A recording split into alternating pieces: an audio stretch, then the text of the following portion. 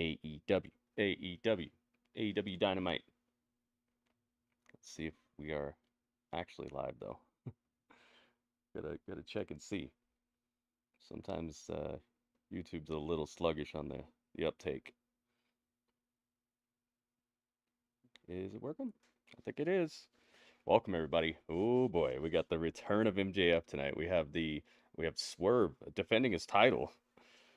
Gets a title defense tonight. Well, who knows? Maybe he'll lose. That'd be crazy, wouldn't it? I highly doubt that's gonna happen, but we'll see. Mercedes Moné is supposed to be doing some sort of giveaway for her fans or something. There's a QR code that's supposed to show up tonight, so I'm gonna be on the lookout for that.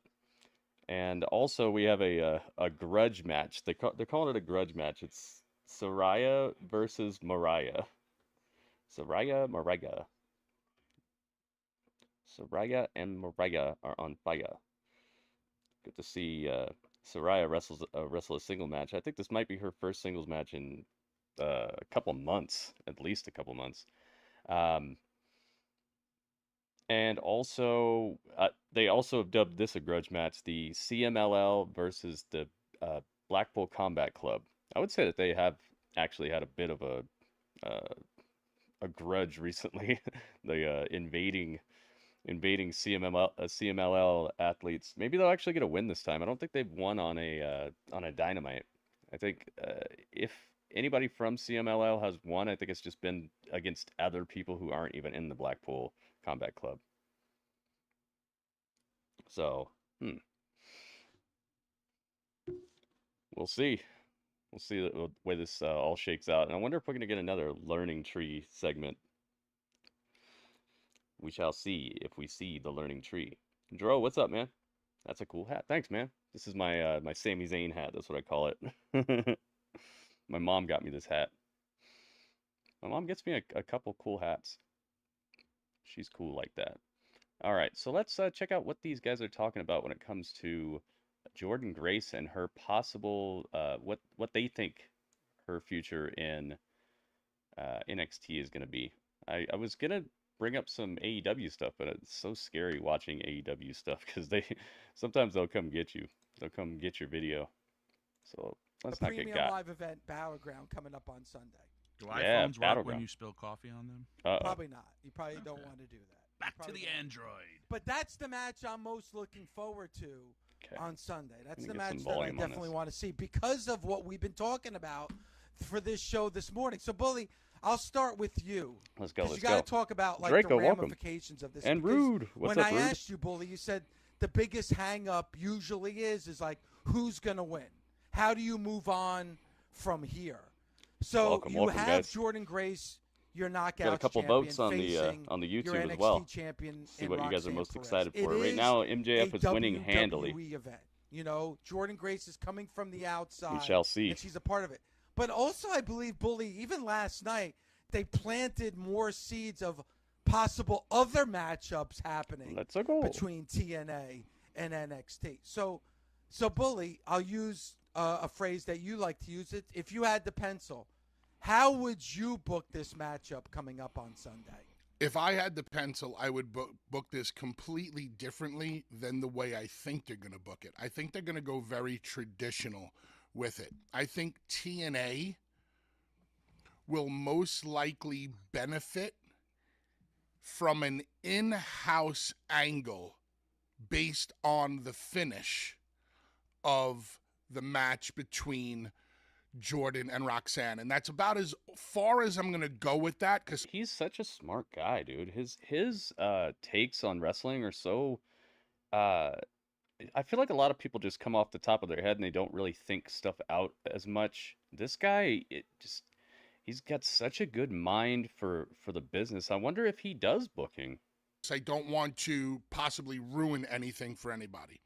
If I had the pencil, though, as I stated, Bully Ray, man, this guy's great. Maybe at the beginning of the week, last week, I go shocking. I don't think I'm as smart I would about do wrestling things as that people guy. did not see coming. I have no problem, and this goes to the conversation that we were just having about the finishes of matches and knowing what the creative is going forward. And trust me, I would bet my life savings on the WWE and TNA have already worked out the finish of this. If there's another match, it's all in black and white because the WWE will not take chances like that. Personally, I would love to see Jordynne Grace defeat Roxanne Perez. Me too. That's what I want. That would get the entire wrestling world talking. That a TNA Women's Champion defeated the NXT Women's Champion. Because I can't remember in history, and if it has happened, it's been a long time ago, where, well, I guess they just did it with Moxley, right? Mox being the IWGP. IWGP champion, okay, yeah. Okay. So I mean, yeah, it's happening right now, but I think it still would be shocking to have Jordynne defeat Roxanne. Now shows up on Christian, TNA television. Try not to swear in the chat. It's a with family both show. championships. PG. Roxanne chases but welcome, her Christian, yes. championship onto TNA television. Here's how everybody starts to win. Roxanne says, "I want my rematch immediately for my NXT Women's Championship." You go to the next pay-per-view premium live event exclusive for TNA, and Roxanne now defeats Jordynne. This is loud. That, to me, everybody wins. It stirs people up. Yeah. It gets people talking. That's what I would do. Jordynne gets a credible win. Roxanne gets a credible win. Both companies benefit from the cross-promotion.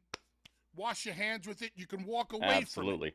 I think they're going to go a different route. I don't want to get into too much detail about it.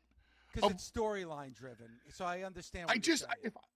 If I'm right, I don't want to ruin it for anybody. But there's a way out of this where Jordynne doesn't have to win the match, but TNA will win from the exposure that Jordynne will get for being on a WWE Premium Live event. For sure. And did you see the ratings? Yesterday, NXT pulled 768,000 history, right, Dave? viewers. Harley Race basically versus Bob did a Backlund, straight up AEW Dynamite number Um, recently. A lot of those Nick Bockwinkel, Ric Flair matches. One happened in, I think they only worked once. It was in. Oh yeah, AEW Winnipeg, Dynamite's coming up, guys. You guys WDQ. excited? I'm excited, dude. I think this is gonna be a good Dynamite. A lot of times it does. It gets wonky. We got T-minus 6 minutes. Times I felt 6 minutes it worked and when some Jerry change. Lawler beat when he beat Kurt Hennig for that AWA title. If you remember, Jerry Lawler's chase for the AWA title was a very, very long chase. Then it went to, unify all the titles at Super Clash, and not so much. And just talk about, why companies do it. Buzz has definitely gotten a buzz for what happened. Jordynne Grace showing up had a great buzz going on throughout the entire week, because then WWE superstars are tweeting, going into business for themselves. Drew McIntyre, Moose. Well, he fired back at Drew McIntyre. Oh, he did. Wow, I didn't see that. A lot of people talked different. Oh, Chelsea Green. There was a lot of people who Chelsea threw Green. stuff out there. Even last night, just acknowledging the existence of Mi Chin working in TNA in a nice backstage before. There's been a lot of buzz. If we talk about Lightyear to the rescue, in when we get into the weeds of things, when Jordynne Grace came out and she hit and flexed and turned her back and showed the NXTNA, yeah, that was cool. I was like, man, that was brilliant. That was brilliant. That was brilliant. That's a T-shirt. Yeah, it's a T-shirt. No, it's not. Because who would split the profit? You'd have to then split the profits, and then you'd be like, well, you literally have to get an accountants together. Well, yeah, it's not a real T-shirt yet, but again, things that could they happen? But I think it'd be a good one. But then you got to have accountants go at it for this thing called what? Money. Who's making this shirt? What are we doing? But it would get all to that. But there's a way to do it, Tommy, and guys, correct me if I'm wrong. There's definitely a way to do it, and they should do it. Jordynne Grace is showing up at an NXT You're just event. leaving money on the table if for each company if nobody does it. You're hoping that NXT talent is going to show up on TNA events. So couldn't you split it that way, where NXT and the WWE keep the profits of the NXT event, and TNA keeps the profits of the TNA event. I mean, you could go that route, no? Even though this battleground is in a very small venue, next shows for TNA are in Cicero Stadium. Pretty much. I was going to say, shouldn't he know? Doesn't he work there? Of that. If you have those shirts there, WWE could say, well, you had 1,000 people. We only had 500. It's unfair that you got, if it's a shirt's 30 times an extra 500 people, if everybody bought a T-shirt, then you get in those, because what it is, what is, families fight over money. You don't think two companies would fight over money? I mean, so that's not even a doable option. But I'm telling you how these things could kind of break down quickly. You could see both women go to a time limit draw, which if it's not the main event, I think isn't bad. You could have, like Bully said, switch the title. In, Jordan Grace, like she said on this show when we had her on last week, she has an open challenge at Cicero Stadium at Against All Odds in Chicago. It'd be crazy if Roxanne won the TNA championship, wouldn't it? There's a whole lot of different places you can go. That weird Roxanne girl, starts showing up on TNA programming. A weird backstage. Who knows what's going to happen? That's why you got to tune in on Saturday. And if you feel the need to protect, let's just say that Jordan was going to defeat Roxanne Perez, and you didn't want to do it straight up and clean because you felt the need to protect Roxanne. Who on the NXT roster right now is Roxanne's number one nemesis? There's got to be whoever that girl is. There's a laundry list. Yeah, there's a laundry list. They have a lot of women there, but there's no really. You can use one girl as a distraction. Now Roxanne is a heel, so this would have to be a babyface. You don't want to run in a babyface, but a babyface can always throw in a distraction as an FU. So let's say they're getting towards the end of the match and Lady Babyface music hits that distracts Roxanne. Jordan Grace turns her around, hits the Grace driver. Boom, there's your 1, 2, 3. Now Roxanne can always blame it on whatever girl distracted her. You can have a distraction. That's a good idea too. One of Jordan, a heel in TNA, could show up to this show and possibly distract Jordan Grace, in which Roxanne can roll up Jordan Grace for the quick one. I'm telling you, this guy Bully Ray has some great takes, on man. TNA television. Great ideas. That girl. There's ways to protect the finish if you don't just want to go with a straight up winner. And I'm with you, Bully. I think you go with the option of shock and awe. Because quite honestly, if you have this match on Sunday and you go the easy route where it's a non-finish or there's a distraction or something like that, it doesn't really do a heck of a lot for me as a viewer. But if you really want to continue this relationship and get me invested in, now I gotta start watching TNA, or I definitely have to watch NXT on Tuesday night. I think the only way you can do that, since it's the only title on the line. The only title on the line on Sunday is the NXT Women's Championship. Yeah, I think they're gonna flip it. I think they're gonna do the reverse of that. They'll do this, and then they'll go. Roxanne ends up being like the open challenger for the TNA championship. Dude, that's super interesting to me. I love the crossover stuff. When it's done correctly, it's really fun, man. It's like it's just so great and so exciting, and it just opens up so many cool possibilities for crossover stories and crossover angles and feuds and just it just brings this like other type of spice, because TNA and NXT, they have a markedly different way of presenting wrestling, but how could it be if you take a little bit of this and a little bit of that, and their presentation it changes when certain people show up. I'd love to see I love Rosemary, dude. I'd love to see Rosemary in NXT. Roxanne, what's up? Bluegrass is in the house. What's up? Mark Hearns is in the house. Oh yeah, Shroom Goon, welcome. Legato's in the house. Oh, yeah. Welcome, everybody. It is time, guys. Dynamite. It's coming up. We have probably about 30 seconds till it hits the air. Eddie Edwards. Oh, yeah.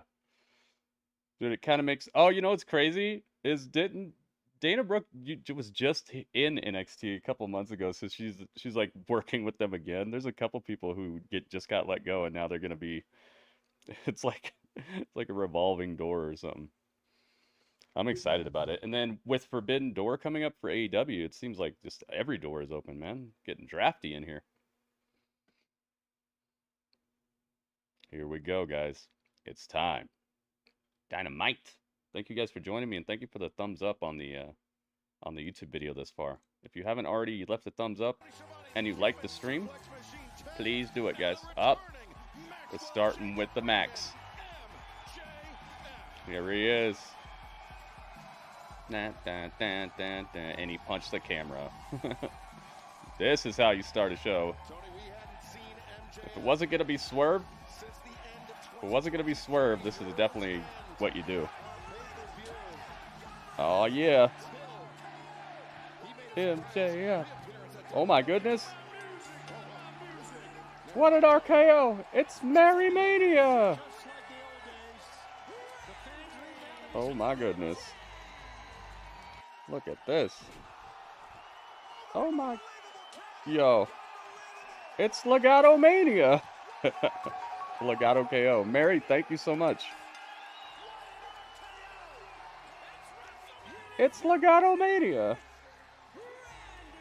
Let's go. Oh, yeah. Legato, thank you. Mary, thank you. Just in case you didn't get the memo, we're in Colorado, baby.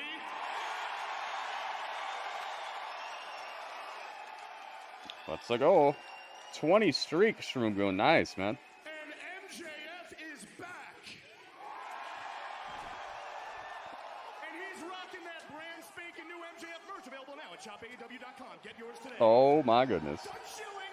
I'm done shilling, okay? Yo. See, folks, I'm here to put everybody It's on Mary Mania. While I was out nursing my wounds, Oh, I'm yeah. sitting on my beautiful couch. Mary, thank you again. I'm gonna try that Star Wars Hunters game. Is it free? UPS Forbidden Door, Long Island. Daddy's coming back home. Probably gonna wrestle some random guy from Mexico or Japan. Doesn't matter. Get your tickets today. Done shilling. A random guy from Mexico or Japan. Not every door is open yet? What door isn't open? You know, and I'm watching a bunch of children make a ton of bold claims on my show. I got one guy walking It's a nice shirt. saying he's the Rainmaker. Ooh. It's free on Switch and mobile. Oh, nice. Make a lot of money there. Hey, Chief, that's Oh, interesting Nah, I know. every time I look at his I'm physique, talking it about, seems like, pretty everybody apparent to is me that working with each other. I can't even afford a gym membership. But you know, I had Dang. another bold claimer going around. As a matter of fact, he was swerving around. Oh. Uh-oh. And he was claiming he was the leader of the Mogul Embassy. Hell of a leader, pal. Your entire group turned on you and whooped you. But that's not the part that offended me, folks. It's not. The part that offended me... Daddy's home. Yep. Swerve, Ryan, is you welcome. referring to yourself as a business mogul? Interesting. Swerverino, Shano, last time I checked, business moguls tend to go to business school. Oh. And if you did, I guess you must have skipped your public speaking course. Oh. Get him. But that was not the Get 'em, most man. egregious claim, folks. The most egregious claim was from a Cockney cockhead. Walking Oh, what? around saying, "Oi, I'm the best Oh. in the world, bruv."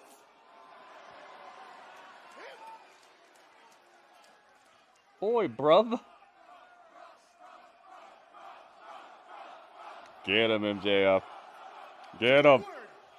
So, He's like one of those biker guys that always gets beat up and talks like he wears a suit and he's a billionaire. You ain't Chris Jericho, you ain't John Moxley, you ain't Cody Rhodes, you ain't Samoa Joe, you ain't Bryan Danielson, you ain't Kenny Omega, you ain't Adam Cole, you ain't Hiroshi Tanahashi.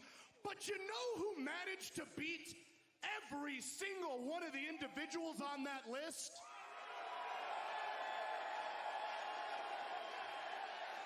Dude, he's going in. They're so lucky to have him back. Oh, that's right. Maxwell Jacob Friedman, MJF. So the next time you want to come on my show and lie through those disgusting, British, crooked, yellow-stained teeth of yours, watch your tone and check your mouth. Because, silly Billy, you ain't the best in the world, bruv. I am! Ooh. I am the guy who did the impossible. In 5 short years of national television exposure, I became the man, the face of AEW. I created some of the greatest matches, moments, memories, yeah, I love this. and interviews in the history of this sport. I became the most hated man walking this planet, only to become the most beloved.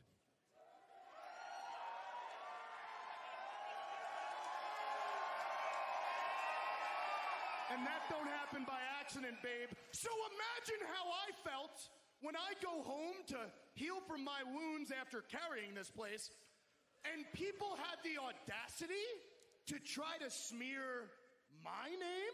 I like this camera angle where he's leaning over the ropes. I don't think anybody else gets that type of presentation here. My history, heck yeah, Zach. My legacy, revise my name. Oh, easy shot, yeah. Oh, it's Roosh. Well, we heard last week, Tony, there was one person none too pleased to Roosh. see MJF making his return to AEW. Do. Could be a problem for MJF. We want to see that man walk out during my I gotta get a new picture of him. El Toro Got that music. MJF! He just came back and claimed his spot as a top guy instantly. Yeah, WB, and that's how it should be. He is a top guy. This is stupid, filthy, Absolutely. ugly Americans. You never ever shut up. Dang.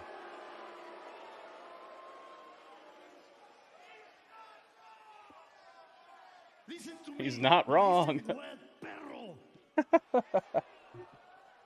When you've been gone, I've been here working hard, wrestling, winning, y rompiendo madres, cabrón. Dang, he's talking that trash. This is sounding quite vicious. Come on, Jimmy Johns. Jimmy Johns is not happy right now. Jimmy.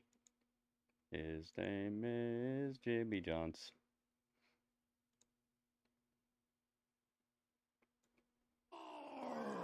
Okay, You get the horns. Listen, Roosh, I didn't get any of that, okay? But it's not your fault. It's not your fault. Listen, when Tony Khan, no offense, when that Mark was running this place, it was pretty rough. But now that the Elite have taken over, it's gotten worse. I think Brandon Cutler's running the production truck. I don't know what's going on anymore, okay? Brandon Cutler. Could you guys hear Roosh? I said, could you guys hear Roosh? Roosh, can you run that by us all one more time? I say, we don't give a shit. Oh. You come out here. All right, we got a in new your Roosh. dime store suit, making Dang, your he's bank huge. account look real dry. You know, dry, Roosh. Like every woman you've ever slept with. Oh, you know what? Hold on. I took it too far. I took it way too far. Hear me out. Hear me out, okay? I'm not going to stand here and pretend I don't know you, brother. At one point in time, I paid you an exorbitant amount of money to take out Bryan Danielson. I know how talented you are. You come from wrestling royalty. Your father is a lucha libre legend. Now, granted, some might call you a Nepo baby for that. Oh. Not me. Not me. Yeah, not me either. me. Roosh is awesome. Roosh is great. Listen. Don't do that. Don't do that. Okay, I got a new Roosh picture. When you prove that's not the case, when you sold out, I'm getting serious now, when you sold out arena after arena in Mexico, you proved you were an international superstar. You came to the U.S., and in record time, you became a Ring of Honor World Champion. You stepped foot here in AEW, and you managed to bludgeon some of the best this sport has to offer. But here's the Raymond said, who? You don't know who Rush is? I ain't one of the best. I'm the best. Rush is the, I think he's the brother of that Dragon Lee guy in WWE. Guy who's with the LWO. Nothing gets lost in translation, so here goes it.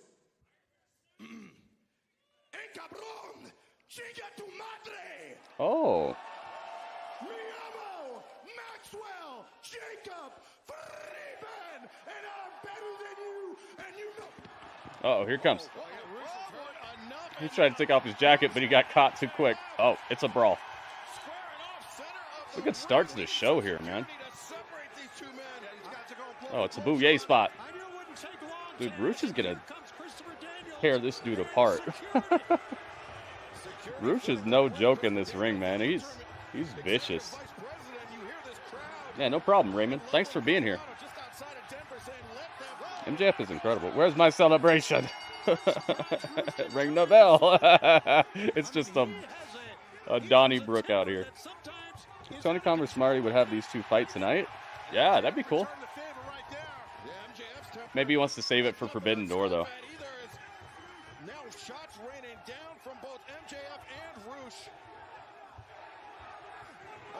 They should main event tonight. I kind of want Swerve to main event. I don't think he's main evented, has he? Kind of want the world champion to main event, but yeah, I mean, this actually has more of an angle to it than just a title match, you know?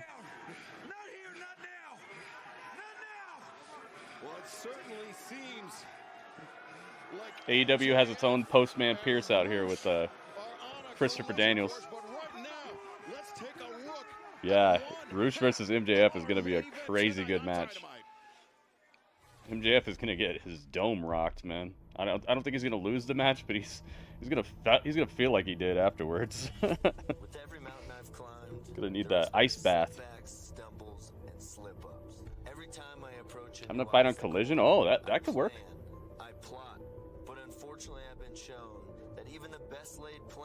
Oh, it's Roderick. I had to push myself to outrun the thoughts of doubt. They could definitely use some sort of draw to Collision. Last week was a disasterful number. It's that nothing has ever knocked me back to the bottom of the mountain. As I stand just shy of the summit of the this mustache, dude. He looks like some sort of like sheriff. Old school sheriff. MJF is a face. What universe are we in? I don't think he's a face. The people's elbow. Oh my goodness. It's the Robert elbow. The Robert elbow. Oh my goodness.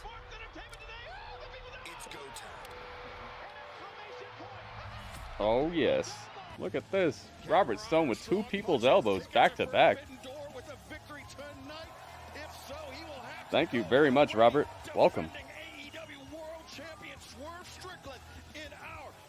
Yeah, I'd say, I mean, the crowd reacts to him like he's a face, but I'd say he's more like in between.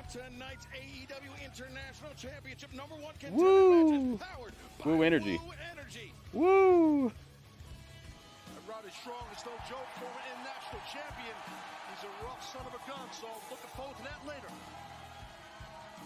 So he's back to this. I see. With my feet in the air and my head in the ground. I can't tell which way is up and which way is down. Yeah. I know you guys love my songs. Pro wrestling needs AEW, heck yeah. This is the man, the two-time former AEW International Champion. Absolutely. 471 days combined as champion, and now Tony with an opportunity to get they even helped make WWE better by existing. Next week at Will Ospreay in the International Championship. We've got two men in this who have been international champions before. I think they kind of helped each other out, if you think about it. I think think WCW existing, I think WWE existing, the Attitude Era happening, the Monday Night Wars happening, and NXT really helped Tony Khan and all these people realize that there's a possibility for another brand. I think that, and then the formation of AEW, it's helped a bunch of wrestlers who might not have ever gotten noticed get exposure. It's helped people who would have been out of a job in WWE still have a place to work and be able to be creative. And then in turn, AEW existing has made WWE better because they had to step up their game and start like telling better stories and things. I think altogether, wrestling has been made better by each of the major companies. And more than that, New Japan has helped. Like there's a bunch of people who can say that they've helped wrestling to be bigger than it has been recently. Mr. Auto Parts, yep. Mina versus Tony at Forbidden Door. Oh, okay. Yeah, maybe. Jerry Lawler and JR, that'd be cool. On commentary. Yo, what is this match? What is this match? What exactly is happening here? It's Ray Phoenix. It's a tag match? What is this?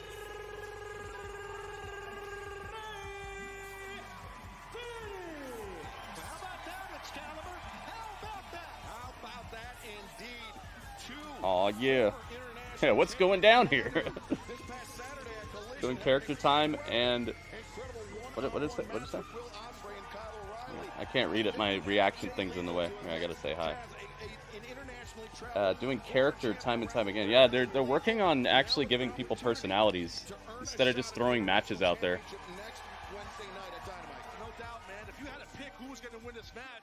What is this? A tag match? You can't pick it. Nope, you can't. Does anybody do they even know who's in the match? I kind of like Orange Cassidy, man. It's a fatal four-way? Kyle O'Reilly could win another international title shot. Well, you're gonna go. We'll pick guys. How about that? You're going Orange Cassidy. Okay, it's a fatal four-way. That's what it is. Okay. What about you? Oh, they did the thing again where they accidentally showed the advertisement on the screen. All right, so let's get Jay Lethal.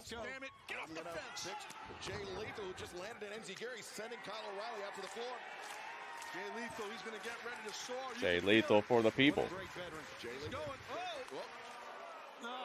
Oh, do the strut. Woo! Got to get that woo energy. And then Kyle O'Reilly. There we go. All right, let's see who you guys think is winning this. Who you got? You can see how quick Cassidy is. Nice backdrop. Pretty interesting. I can't tell you when the last time I saw a fatal four-way on AEW was. Lethal took his eyes off of O'Reilly for a moment, and Kyle made him pay with that kick. Double wrist lock right there. Well done by O'Reilly. Orange. That is a pure double Ray. wrist lock. Maybe turn it in, flip him, turn him. Kyle. Switch to the other side. You don't see that done much. Or Jay. O'Reilly, very dangerous. It's kind of a rhyme. Striker, but very dangerous submission. Orange, Ray, Kyle, or Jay. All right, predictions are open, guys. Get your prediction in now if you'd like for it to count. We got 2 minutes. 2 minutes. Well, Jay Lethal's not winning. Dang, you think not? I guess MJF will take the title. Oh, pro wrestling is better when there's competition. Exactly, dude. That's part of the reason why I'm always very, very critical of like what people are doing in their companies, because I see it as if you don't improve, you're not going to help other wrestling companies improve either. You know, it helps everybody when you level up your game. People got to put out better product, you know. Then wrestling is good all around. Or it's better, at least. Welcome, Marcos. Marcos. With a bunch of O's. Or is it Mark-O-O-S? Like it's your own operating system? And O'Reilly, he shoved Phoenix out of the way. But Phoenix caught O'Reilly with a kick now. All these men back to back Uggs. What's up, Uggs? Uggs Dre. Orange Cassidy and O'Reilly and Fenix, both men, same idea. Roundhouse kicks. All 4 men are down. I tell you, last week. Dang, man. That kick sounded like a thunderclap. Well, fans are opening contest for a shot. He's the SD Jones of AEW. I would like it if they would do better by Jay Lethal, man. He's too good to just be a background guy doing nothing. Dude's like I would say he's pretty much a world championship caliber type of guy. He's fun on the mic. He's good in the ring. He's got a cool style. I love the history with him and Ric Flair too. That'd be cool. Put him with Ric Flair. Oh man. A smart move, Taz. Let's go. Jimmy John's is trying to run up on us. To keep a couple of guys out of the ring so you can Mark us. Oh, okay. RKO. Oh my goodness. Bluegrass. Oh my goodness. Yo, you know what? You got your rules and your religion, all designed to keep you safe. Bluegrass, thank you so much, man. First tip of the day. He belongs in WWE. I think he'd work well in WWE. Absolutely. Heavy shot, but Jay Lethal creeping in from behind. We're being in the 4-way is so I wish the women in AEW had better creative. Oh yeah, for sure. You could tell Tony Khan is not too invested in telling good stories in the women's division. Most of their stories are just like a girl shows up and then she just challenges for the world title, and then they like touch on a little bit of like, oh, remember I used to know you, and it's like rinse and repeat. As frequent as most people think they are. They're really not. Come up in the Jersey indie scene. Yeah, it's kind of an odd follow-up, Legato. I feel that as well. All right, the predictions are closed, so may the odds be ever in your favor, guys. I don't know if character the word I would use. Yeah, I like Jay Lethal a lot. Lethal lands a superplex on Orange Cassidy, bringing him in the hard way. Lateral press. Yeah, the girls just kiss each other all day. I guess there's some value in that if that's what you like watching on TV, but I don't know. There's a no-show socks. It's kind of crazy if Johnny TV and Taya Valkyrie weren't here. I think the only kiss that we would have seen on TV is just that one where Ruby announced that she's pregnant. The only other kisses we would ever get is just the lesbonic action. Oh my goodness. WB, thank you. What a star he has become all over the world. No. Well, Lethal, we nearly had him up. Come here. Welcome back to Dynamite Live. I love that best in the world part of when Shane McMahon was acting all like that. That was so good.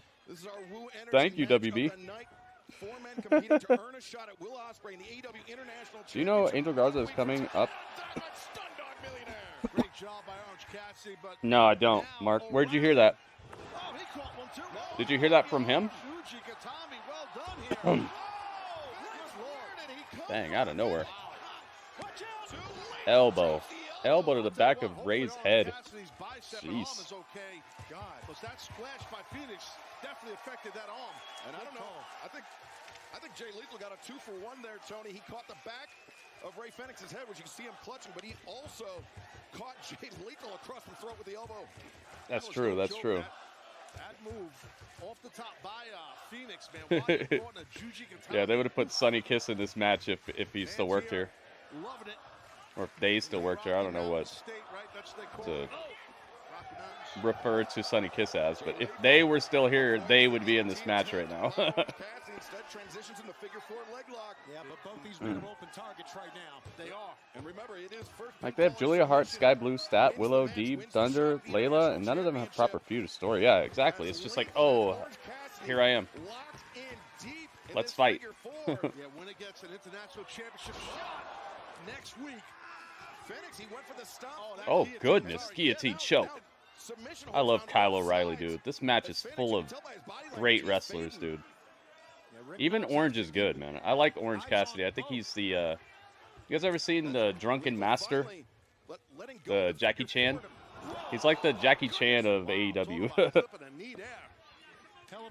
Yeah, thanks, Shroom. Thank you. I feel really good about that. You know, I think it's a great accomplishment.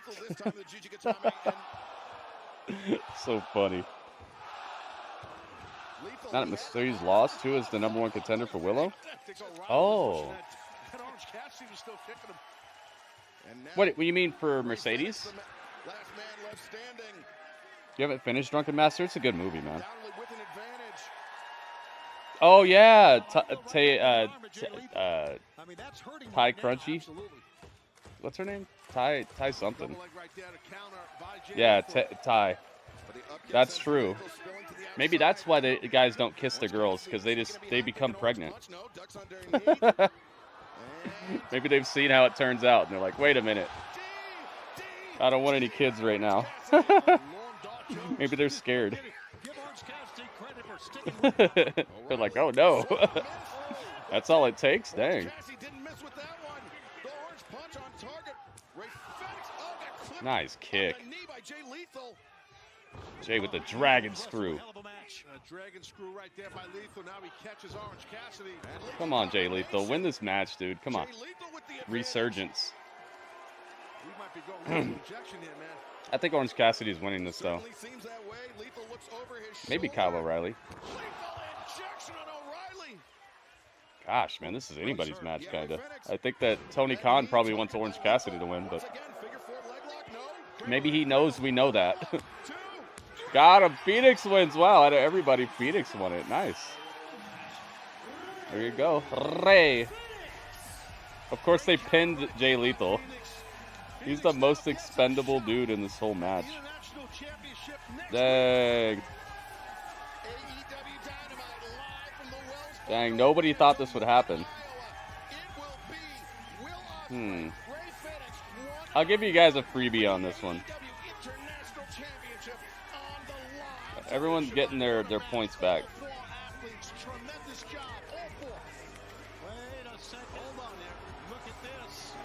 Uh-oh, Trent. Jay is the Natalia of AEW. That's a perfect way to put it.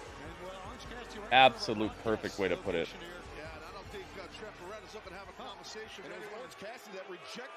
Absolutely perfect way to say it.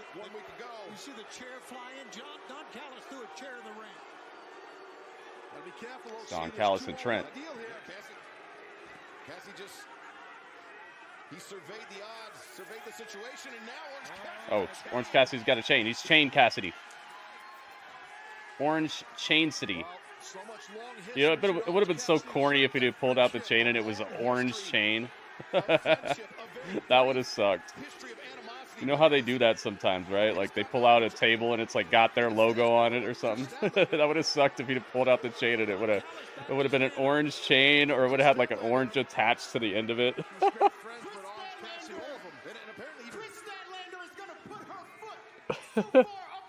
Rumors. Oh yeah, we don't do any rumors in here, Marcus. No rumors, no spoilers, no dirt sheet information in here.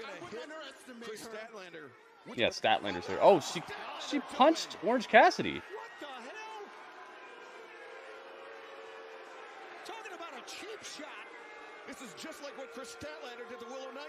She looks like she's about to cry. Oh, here comes Willow. Here she comes. Orange Cassidy, you never hit Chris Statlander. I don't think Nightingale will show any. Willow's here. We're gonna get a mixed tag match. Mixed tag match, playa. It's Willow. Willow. It's Willow. Willow. It's Will-O, guys. It's Willow. Oops, not that Willow. This Willow. Here in Loveland, Colorado, there's an impending arrival Who is this now? Do we know who this is? Who's this? No, we don't know. Who is this? Do we know who this is? Ted. Ted. Ted's cracking up over here. Hi, guys. Hey, listen. As the holder of a valid driver's license for over 35 years, remember, you're supposed to come to a full and complete stop at every sign. Don't ever forget that. Thanks, driver. Hi, guys. Thanks, guys. driver. Hey, what's your name again? Larry? Or is it Lonnie? Listen, either way, I've been meaning to talk to you. As a veteran of being in front of the camera for over 3 decades, I know something about being behind the camera, too. And your work is a little shaky, Lonnie. Oh. Let me show you how to do it. Keep Oh, this take the camera. Look at this. You want to keep It's it Chris straight Jericho. so that the Big Bill and the It's Big Bill and perfect frame. Brian Keith with them. The sun is shining. I love the little things in life. The disrespect. If you respected Chris Jericho, you wouldn't have a Disrespect. shaky-ass camera. He's kind of right, Larry. He got his chick filleted. I think you could use a little more practice. Why don't you follow us as we go inside? Yeah, I like Jericho right now. It's so ridiculous that it's just like, okay, cool, thanks. Thank you for bringing some entertainment to the show. And apparently our camera crew's going to be following Chris Jericho all night tonight. I'll take it. Oh, what's this action figure on the table? What do I mean, no rumors? I mean, don't put anything in the chat that's not officially released by the company itself or by the people involved. So like, if you hear, oh my God, I heard Hulk Hogan's backstage, but you heard it from like not Hulk Hogan or not AEW, then don't put it in the chat. No rumors, no spoilers, no dirt sheets, no hopping ahead and finding out like who's gonna be at the pay-per-view if it's not announced. No ruining surprises, no spoilers. Basically, if you wouldn't walk into a movie theater, if you wouldn't walk into Avengers, right? If you wouldn't walk into Avengers and sit down and then as the movie theater fills up before the movie even starts, you go, by the way, I read online that Thanos is gonna snap at the end, and he actually wins. He actually snaps he snaps half the universe away. He actually wins at the end, guys. If you wouldn't do that at a theater, don't do it in here. Okay? None of that. We don't do rumors, spoilers, or dirt sheets in here. You guys can read them all you want. Just don't put it in the chat because you're effectively ruining the surprises. You're ruining people's enthusiasm, and some of the times that stuff isn't even right. So you're setting up a expectation that might lead to disappointment in here as well. I just feel like it's overall a better environment if we let the storytellers tell the story. If we let the people release the story as it's intended. Let the storyteller tell you the story. Don't let some YouTuber or some website tell you the story and ruin it for us. So that's what I mean by it. If you didn't hear it straight from AEW or hear it straight from the person in AEW, then it's a no-go. Don't put it in the chat. It's nothing personal. It's just I've had some of the biggest and best moments in wrestling history ruined for me in the past, and it just robs the hype. It robs you of the experience. It robs me personally, and it robs the other people in the world who feel that way too. So it's nothing about it's nothing personal. It's just that's how I run my chat here. So please observe the rules. Hogan has a bald spot? Wait, what? Strowman, what? No rumors. How about WWE and we asking a question? Oh yeah, that's fine. You can ask all the questions, but it goes for everything.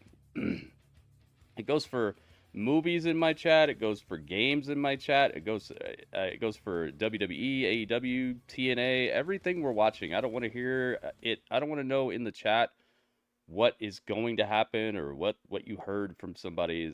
If it's released by the company themselves, then that's okay because it's probably part of a story. It's probably part of what they want you to know. The rest of that stuff, no. And I hope people appreciate that because I know every other chat, every other person in this space is all about the rumors and stuff like that. And it's just, I feel like it's nice to have a haven where you don't have to worry about stuff like that. Makes these things a lot more fun to watch and just be surprised. Like when Ethan Page just showed up in NXT. That was awesome. That was a crazy good surprise. But if you heard about it 2 days before, you'd be robbed of the awesomeness of that moment. Also viciously attacked by your best friend. Where's your head This is really quiet here. You know, Renee, I'll be the first It's to Willow. face the facts. I shouldn't have I taken her out. lost. Mercedes Moné is now Moné. the TBS champion. So congratulations hopefully on you our understand. Mercedes today. But one day, Mary's there's 3 in a row. score to Tic-tac-toe. settle. Because I know, and she knows, that I had her shoulders pinned to the Ernest, mat yeah. for nearly Ernest looks like John Cena to me. 8 count. Only if it weren't for my friends. Now, Stokely, I wouldn't trust as far as I could throw him. Crazy. And ironically, that ended up being a lot further than I would have anticipated. But Chris, that was my girl. I would have trusted her with my life. And she betrayed that. She betrayed my trust. Not only did she betray it, but at my lowest. And you know, I always talk about this smile, right? I'm driven by this smile. This is my strength. But after being stabbed in the back, you don't know how dangerous that can be. Oh. Oh. It's Orange Cassidy. Gave her the knuckle bump. That's what Stan Lee did to me when I met him. When I met Stan Lee, I was talking to him for a bit, and then I tried to get a handshake, and he goes, "Just the knuckles." And so I knuckle bumped Stan Lee. So glad I got to meet that guy. What an epic person. Very interesting development, Tony. Christopher Daniels is here. Let's see what's going on here. Well, he's been really involved. Yeah, last couple We're of going weeks off here. to Never Neverland. That's good to see. How come you don't get an entrance when you make announcements? Christopher Daniels going to Never Neverland. On June 30th at Forbidden Door, we will crown a new TNT champion in a ladder match. The Fallen Angel. Now, last week I announced qualifying matches would be No taking breakdowns place in for that wrestling. match. And we're going to have another qualifying match right here, right now in Loveland, Colorado. All right. Nice. Yo. They should have put the world title on this guy when he first showed up here. This is a TNT ladder match qualifier set for one fall with a 20-minute time limit. Approaching the ring from Sandy Fork, Delaware, weighing 229 pounds, Mark Briscoe. What a great reaction from Mark Briscoe. The Ring of Honor World Champion with an opportunity. He's a world champ now, but they should have done that like right when he showed up. For the ladder match at Forbidden Door coming up on Sunday, June 30th. That's the This guy's so good. County right there. Delaware's own. His brother was so good at promos too, man. We watched a bunch of the promos they did, and oh my goodness, his brother just had it, dude. Remember the rated R superstar Adam Copeland forced to vacate It's like the Mac Miller of wrestling. due to the ankle injury. He suffered a double. That TNT title, this is a gorgeous title. Who's he fighting? Now this whole match is Brian unexpected, but Cage. This is gonna be a big. Okay, Brian Cage. Wonder what Brian Cage's record is. Jimmy John's got me right before Brian Cage came out. They're like, you can't see his record. We don't want you to know. That's right, we saw that. Oh wait, I do get to see it. 49 and 23. Oh, he's got a winning record. TJP to Forbidden Door. Oh, okay. Cool with that. Briscoe Brothers promos reminded me of ECW Cactus Jack. intervened and announced the qualifying match. Now I wish I heard those promos. I always liked some Mick Foley. Live tonight on Dynamite. Brian Cage, former FTW champion. Can I get a new picture of Crazy Brian Cage? powerhouse dude. And Briscoe's just a wild man, so this is going to be something pretty cool here. Yeah, I don't First think Arrow, what's up, man? To try and run over Brian Cage, but that will not stop Mark Briscoe. Briscoe, of course, Welcome the to Briscoes Dynamite. and the Young Oh, yeah, Bucks I gotta had many find a great picture ladder here. matches in Ring of Honor, and of course, the first time we saw Brian Cage, he won a ladder match right here in AEW. That's right, came in Well, he came in with yours truly. Come on, give the man a little credit. His name is Joker. Jeez, thank you. You're welcome. That's what I was going to say. You didn't put me over. Dang, I've had the same Brian Cage pictures for like 5 years, I think. He was so good in Lucha Underground. Why is he so tan? Hang on a second. What? That's not the... Okay. I had him color corrected. Like, whoa. Out here looking like... that is going to shut you down. MJF. You have an athlete like Mark Briscoe using his momentum. Going to send his opponent to the outside. Briscoe's so unpredictable. He's waiting to get eyes on Brian Cage, and he does. Comes through the rope, diving drop kick on the machine, Brian Cage. All right, let's put a prediction on this one. See what you guys think. Unpredictable as Briscoe is, man, he is technically sound. He can do anything in a ring and outside of a ring. Oh boy, that's Paul Turner, great hands. Oh, I wish you played for the Mets. That was great. Mets can't afford him. Yeah. Turner sending the chair to the floor. The fans want to see it, but Mark Briscoe could be risking a disqualification here. Mark Briscoe knows what he's doing. All right. So does Brian Cage. Predictions are open, guys. Get your prediction in on Twitch if you'd like for it to count. So far, MJF's return is winning the poll. Yeah, right. Wow. Let's call a match, dude. You guys haven't voted in the poll on YouTube. It's open. Thank you for the thumbs up on the YouTube, by the way, guys. Thank you. His lower back is hip. Oh, man. Mark Briscoe landed hard on that steel barricade. And the power, the explosivity of Cage. It's unmatched. We got some upgrades, baby. Yeah, the thing about Mark Briscoe, one of the great things about him is that he can take a licking. He can come back. Just woke up from my nap. Ah, that sounds good. Resilient. You're right. He is. So Brian Cage really has to get to the attack and not do a lot of I really wanted to take a nap when I got home earlier, but I knew I'd be even more tired if I tried to get like a super small nap. Brian Cage is a machine, bringing Mark Briscoe in the hard way.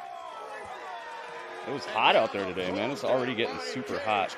With the advantage, who will qualify for the ladder match at Forbidden Door? We are going to find out. Picture. Don't go anywhere. Excalibur. Rawr, rawr, rawr, rawr. They're great. Excalibur is the long-lost brother of whatever he has left might be Tony the Tiger. Yeah, he's got some of teeth. You pick a Briscoe? I got you. Some are black, some are white. Zach says Briscoe's going to win. Blood flow going on in that Dro thinks Briscoe's going to win, too. His mouth. You know what, Dro? Which is part of the jaw region, as we understand it to be. Very extremely supportive and forearms here by helpful. Briscoe trying to build up ahead of steam, but Brian Cage just shut him down with that back elbow. Everything Brian Cage does with such force. Let me give you the wrench. You saw that Dro, before anyone else did. You are now a knight of the gritty table. I dubbed thee Sir Dro. Footwork is a key for pro wrestlers. You are now a moderator in my YouTube chat. Use your wrench with justice. Cage drops that short leg drop across the bridge of the nose. Thank you for being here, man. Thanks for hanging out. But just a 2 count, says referee Paul Turner. Not enough people talk about footwork in this business, but they will now because I just said it. Podcast. Yeah, I should. That's why you're the best analyst in the game, man. Thank you. Thank you. Trust me, I know it's hot in Florida, and I walk it daily, dressed in all black. Dang, man. Don't need to worry about visiting a sauna anytime soon, right? Yeah, those will wear you down, man. They will you're literally a walking sauna. Cage, though, you can hear that one, huh? Eats the back elbow, swinging a miss by Brian Cage, but that one didn't miss. Cage leaving his feet to take down Briscoe. Giovanni, you see how Briscoe's back of his head. Yeah, that mouth's bleeding bad. The back of his head hit that mat. Oh, we got blood. Yeah, and it came from a massive man and massive arms for that clothesline. I really think the bloody mouth may have come from those clotheslines. There's a good chance. I saw Briscoe's Brian Cage a couple weeks ago in catering. He spends a lot of time in there. And a little pressed by Cage. And I said, Brian, I was just joking. I said, looks like you're getting a little smaller. Did you lose weight? Oh my God, he looked like he wanted to rip my head off. And now he came back. He's bigger than ever. Who better? Who better than Cage? Lives in it. I know it does. I've seen his house. Jump on him, Taz. Please. Wait. I was about to make a point. Go ahead. I was going to do a cross sell. All right. You guys ready for this? We're ready. Did I get any of those tacos? Yeah, actually. Dudley actually saved me one. I was very surprised. Mark Briscoe, as the Ring of Honor World Champion, if Brian Cage scored a victory here, Brian Cage could be set up quite nicely. I know, right, Dudley? Dudley's like, that was a good taco. Yeah, it was a good taco. It was. In just over a month's time. Absolutely. Great yeah, and the chips, Dudley. Dudley's like, yeah, the chips were great. Chips were great. I thrive on that. Taco Bell, man, they got it. I love you guys. I love you guys. Nope, I'm losing weight, so I can't complain. Plus, I was dishes at work, so I got cooled off really quick. That was nice of Dudley. When he disappeared with them, I thought it was over. Radio hooked it up, man. For the TNT, the vacant TNT championship at Forbidden Door is on the line, and Briscoe, though, stringing together some offense, Tony. Again, the resiliency, like you talked about, Taz, and Mark Briscoe is incredible. It is. It is, and we saw during the break his mouth, Briscoe's mouth, he's got blood flowing there. I don't know if he got one of his teeth knocked out. He ain't got many teeth left, but he is bringing it right now. Oh, man, I love redneck kung fu. Redneck kung fu. By Mark Briscoe. Cage, though, his agility reverses, but eats the elbow I used to think the term redneck was like a derogatory term, so I would never say it. I thought it was like a way of people to like, oh, Takeshita. The Alpha Konosuke Takeshita. Takeshita qualified this past Friday night with a win over Penta. Ouch. Dude, you see this bloody mouth on Briscoe? Jeez, man. Briscoe being able to toss Brian Cage is a feat of strength in itself. Kind of a high collar, almost an exploder, but not quite. But like I said, it's unpredictable. Yeah, Dro. It looks good on you, man. Thank you for being here. Thanks for supporting the stream, man. Thanks for hanging out. Fans, there you see we're going to be in Little Rock on Wednesday, July 17th for Dynamite. On sale tickets tomorrow at 10 a.m. Central Time. Ooh. Crack you, slap you. Brian Cage collapsed to the outside. And all future AEW events as Brian Cage down on the ground. Mark Briscoe. Cage is hurt. He's not even really moving. And Briscoe's about to take him out. Whatever he's got in mind under that ring. What, you got a table? You know those wild uppercuts from Mark Briscoe. He's got a chair. Place when on the button of Brian Cage to put him out. Yes, it can. Ref. Doesn't matter how big Go you get that, are. ref. Briscoe knows what's up. Nice stuff. Briscoe hops off another chair and hits a front flip. What is this? What's up with all these action figures on the table? Redone. It's pretty much the same as calling somebody that's why you're the man. hillbilly. Yeah. It's crazy, isn't it? He's nuts. Cage is in all trouble. What a shotgun. And Briscoe, the legs hooked. Not enough. Cage barely kicking out. Cage kicking out. Jack Perry looking on here. I feel like Tony Khan's doing a better job recently. The executive vice presidents, Matthew and Nicholas Jackson, tried to gift the TNT championship to. The show feels more revitalized. It feels more energetic. A lot of eyes on a And I think that's something that you can't buy. That's something that has to really live within your show. You have to cultivate it. Show the merch. Yep, that's what they're up to. That. Briscoe may be out on his feet. Handle Jones here. Nice move. Flatliner, baby. Jeez. No. Flatliner. I swear sometimes. No, actually, Weapon X, the other one. He's got a lot of. Sometimes. Weapon M. Okay. This guy Shivani just says whatever he thinks. He's just like, that's a flatliner. It's like, what? He's a choke slam. What are you talking about? But he should have known. That's a pile driver. What a pile driver. And it's like a RKO. It's like a cutter. And now Cage thinking drill claw. No. Briscoe lands on us. It's like, Shivani, come on, man. Just don't say it if you don't know the name. You don't have to talk right there. Ooh. So much for being wobbly. Super cakes. It's a good match, man. It's a very good match. Veterans, man. And look at the power here of Briscoe. Ooh, Death Valley. Briscoe has Cage down. Great ring awareness for Briscoe. Oh, he might get this victory here. Briscoe can nail whatever he's thinking. Going for it. Froggy Bow. Is he going to kick out of this? Don't kick out. Got him. Nice.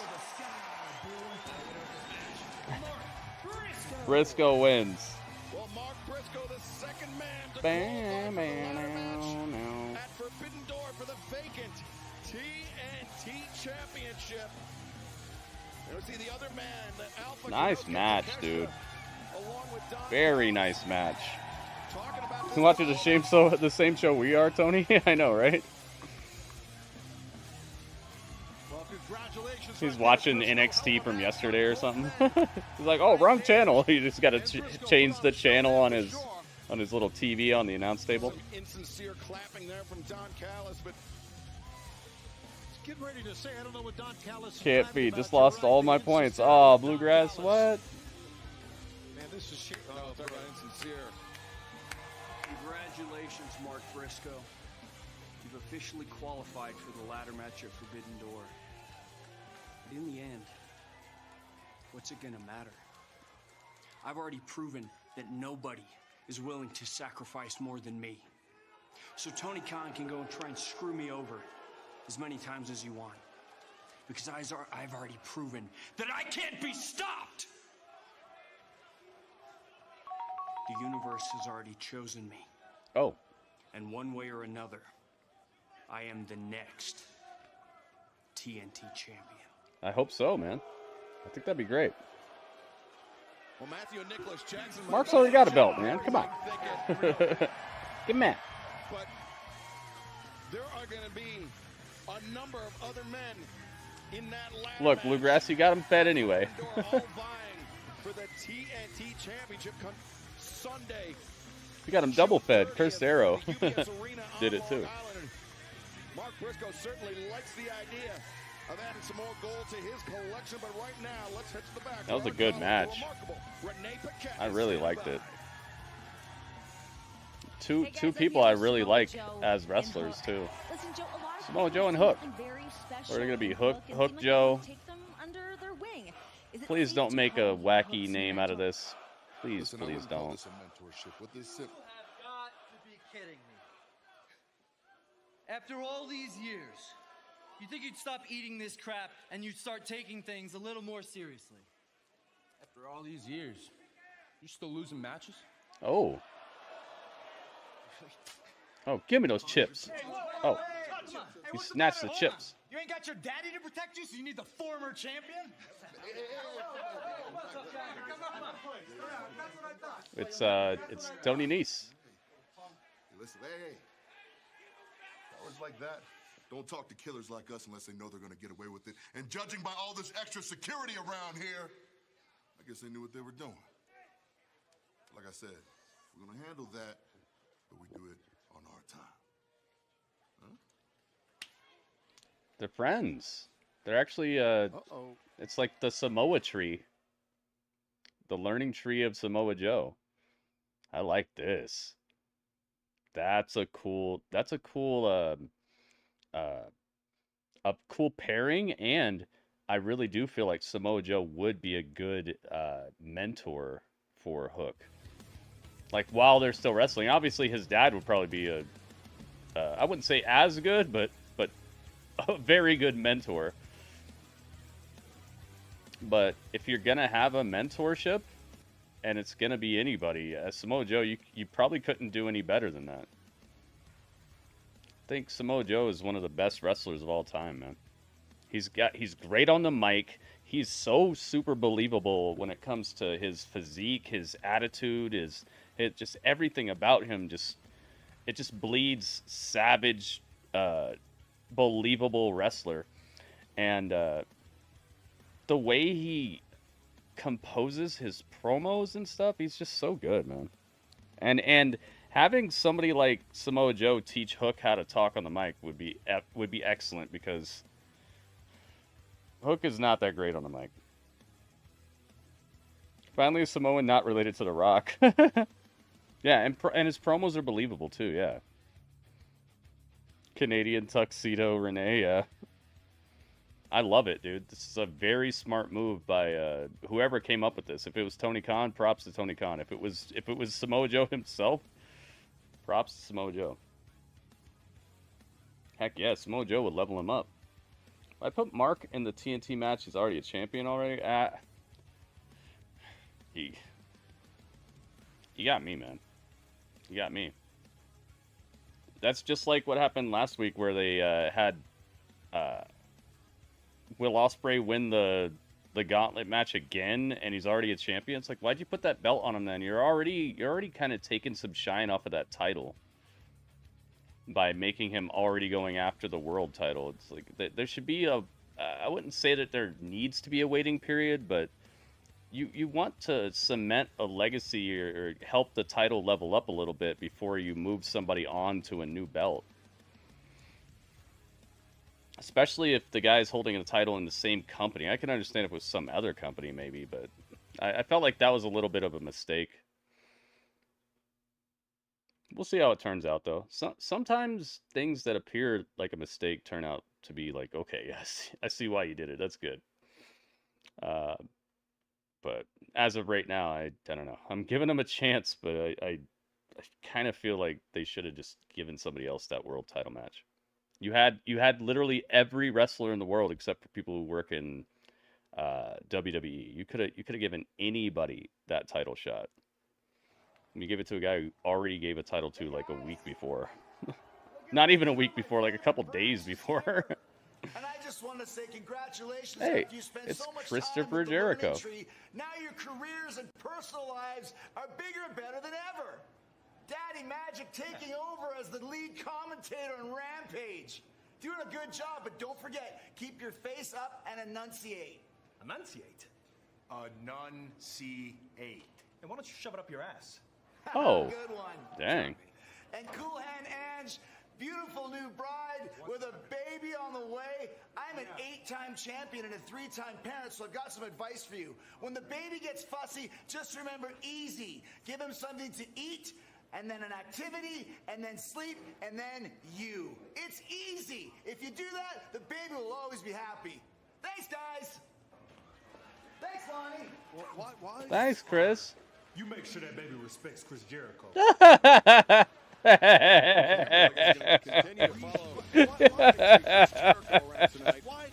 You make sure that baby respects Chris Jericho.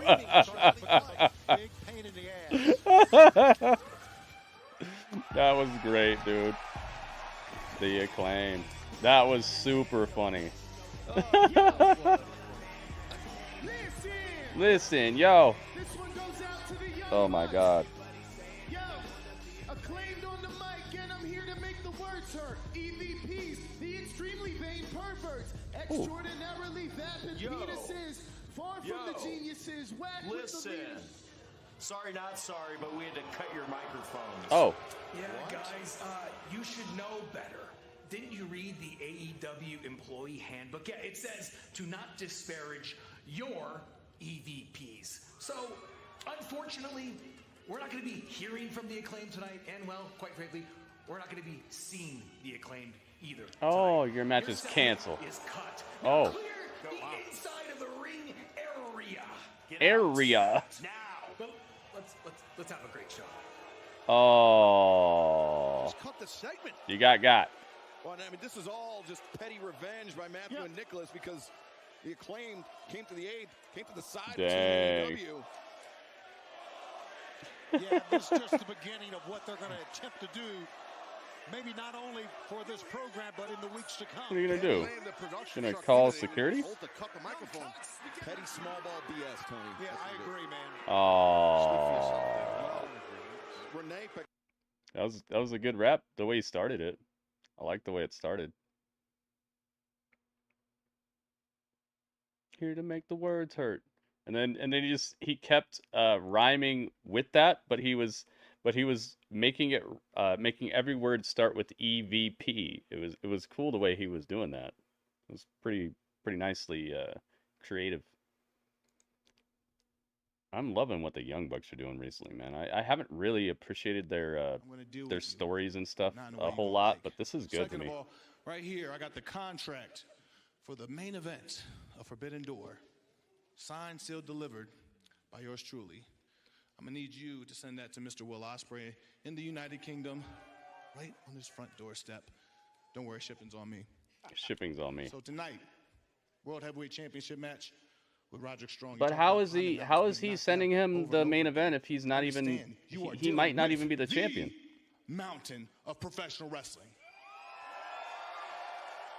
I'm letting you know, I'm not just going to knock you off of it. I'm going to bury you under it. Oh. Since you want to, make demands and all that for World Championship matches. What's been on my mind is the EVPs. Them winning at the Anarchy in the Arena match at Double or Nothing. It's a damn shame. I had to witness Team AEW lose. I was rooting for you guys. You assembled me a too, great crazy group of talent to be a part of that team. But make sure the next time that you assemble Team AEW to represent AEW, you don't forget the AEW world. Yeah, shouldn't he have been in that match? This is what I was saying back then, before the Anarchy in the Arena. Well, Swerve, I was like, shouldn't your world champion be the leader of your team? Really weird. Oh, it's the QR code. Give me the QR code. On your screen, and we understand that after what happened it's gone. week, Stephanie Valcour, Dang it, man! It was too quick. Women's I didn't get World it. Champion, part of the CMLL roster, will be facing on your screen. Okay, pause that. Jeez, man. Why's this gotta be so difficult? Here, give me this code. I want the CE code. CE code. Here. Picture of it.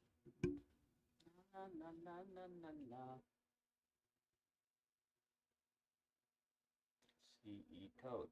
CE code.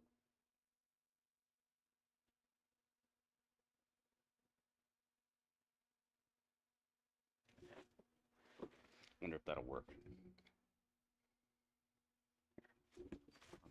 You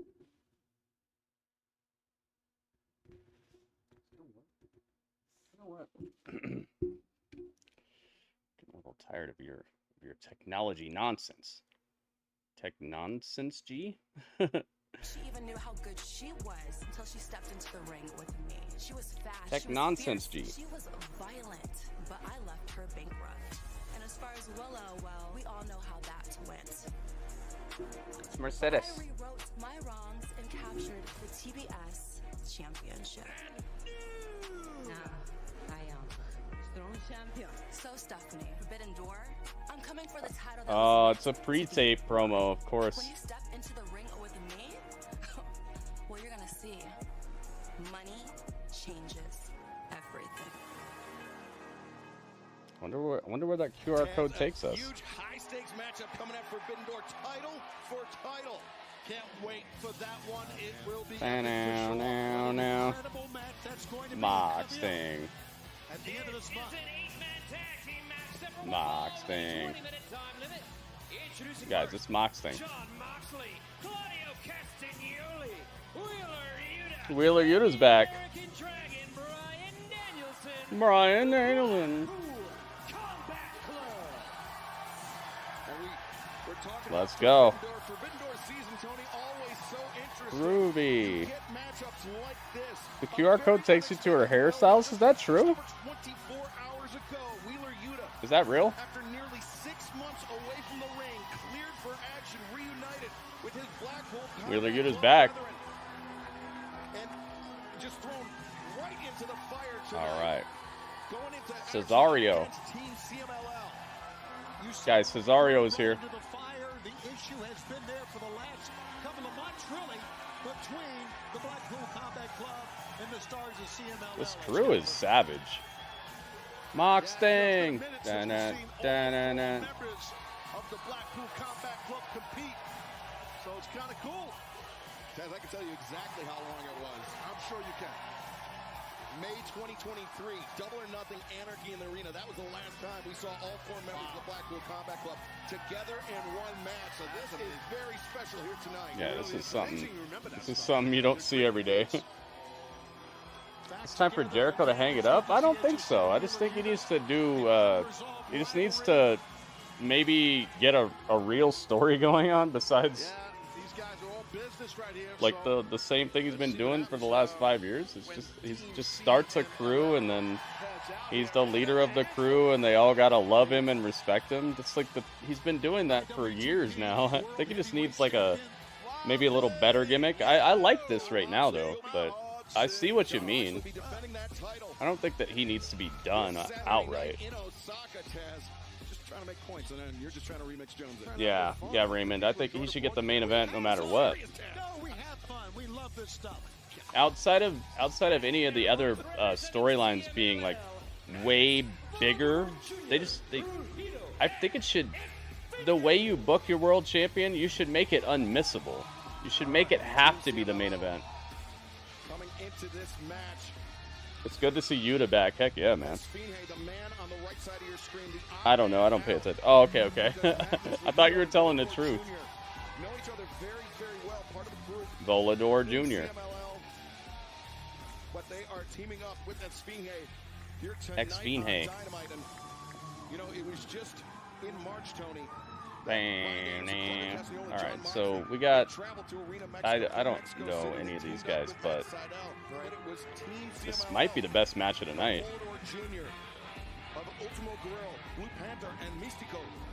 Místico. And that's why this rivalry that we're seeing exploding here in this 8-man tag is unresolved. There you go.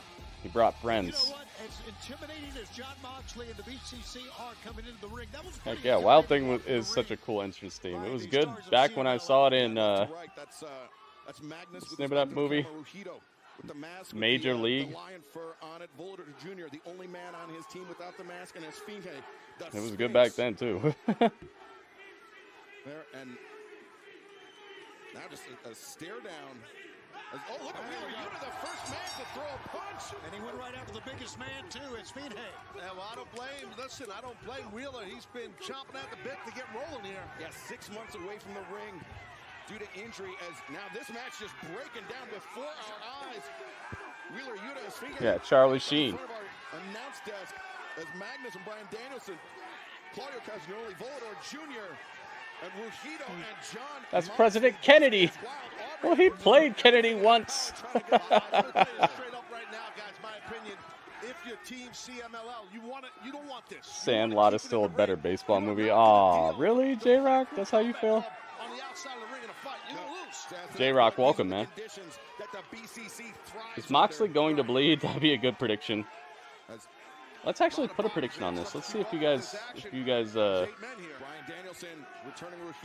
think somebody's gonna win this. Let's see who you think is gonna win this. All right. CMLL or BCC. We're doing a bunch of abbreviations.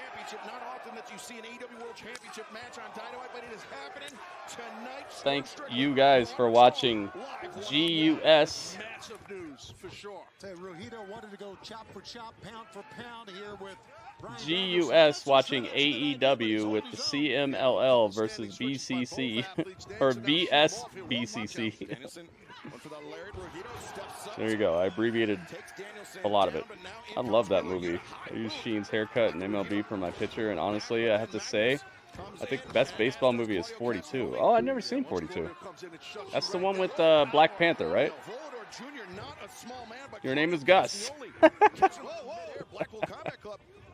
Oh no, you're on to me. Angels in the outfield too, Field of Dreams, League of Their Own, Rookie of the Year. I like a League of Their Own. That was a good one. Is there a second Major League, or is there only one of them? Ouch. I wasn't talking us. Jeez. Talking to fans, John. Well, anyway. There's a sequel? Okay, I thought there was. Oh, man, he's all hung out to dry here. Oh, 619. Don't say Tiger Feint. Oh, God, I knew it. I knew that Excalibur was going to say Tiger Feint kick. You can see his eyes. And remember, last time we saw Danielson compete, it was in Anarchy in the Arena in Double or Nothing, a match which just over 12 months ago very nearly ended the career. Jobu? Jobu needs a refill. Who's Jobu?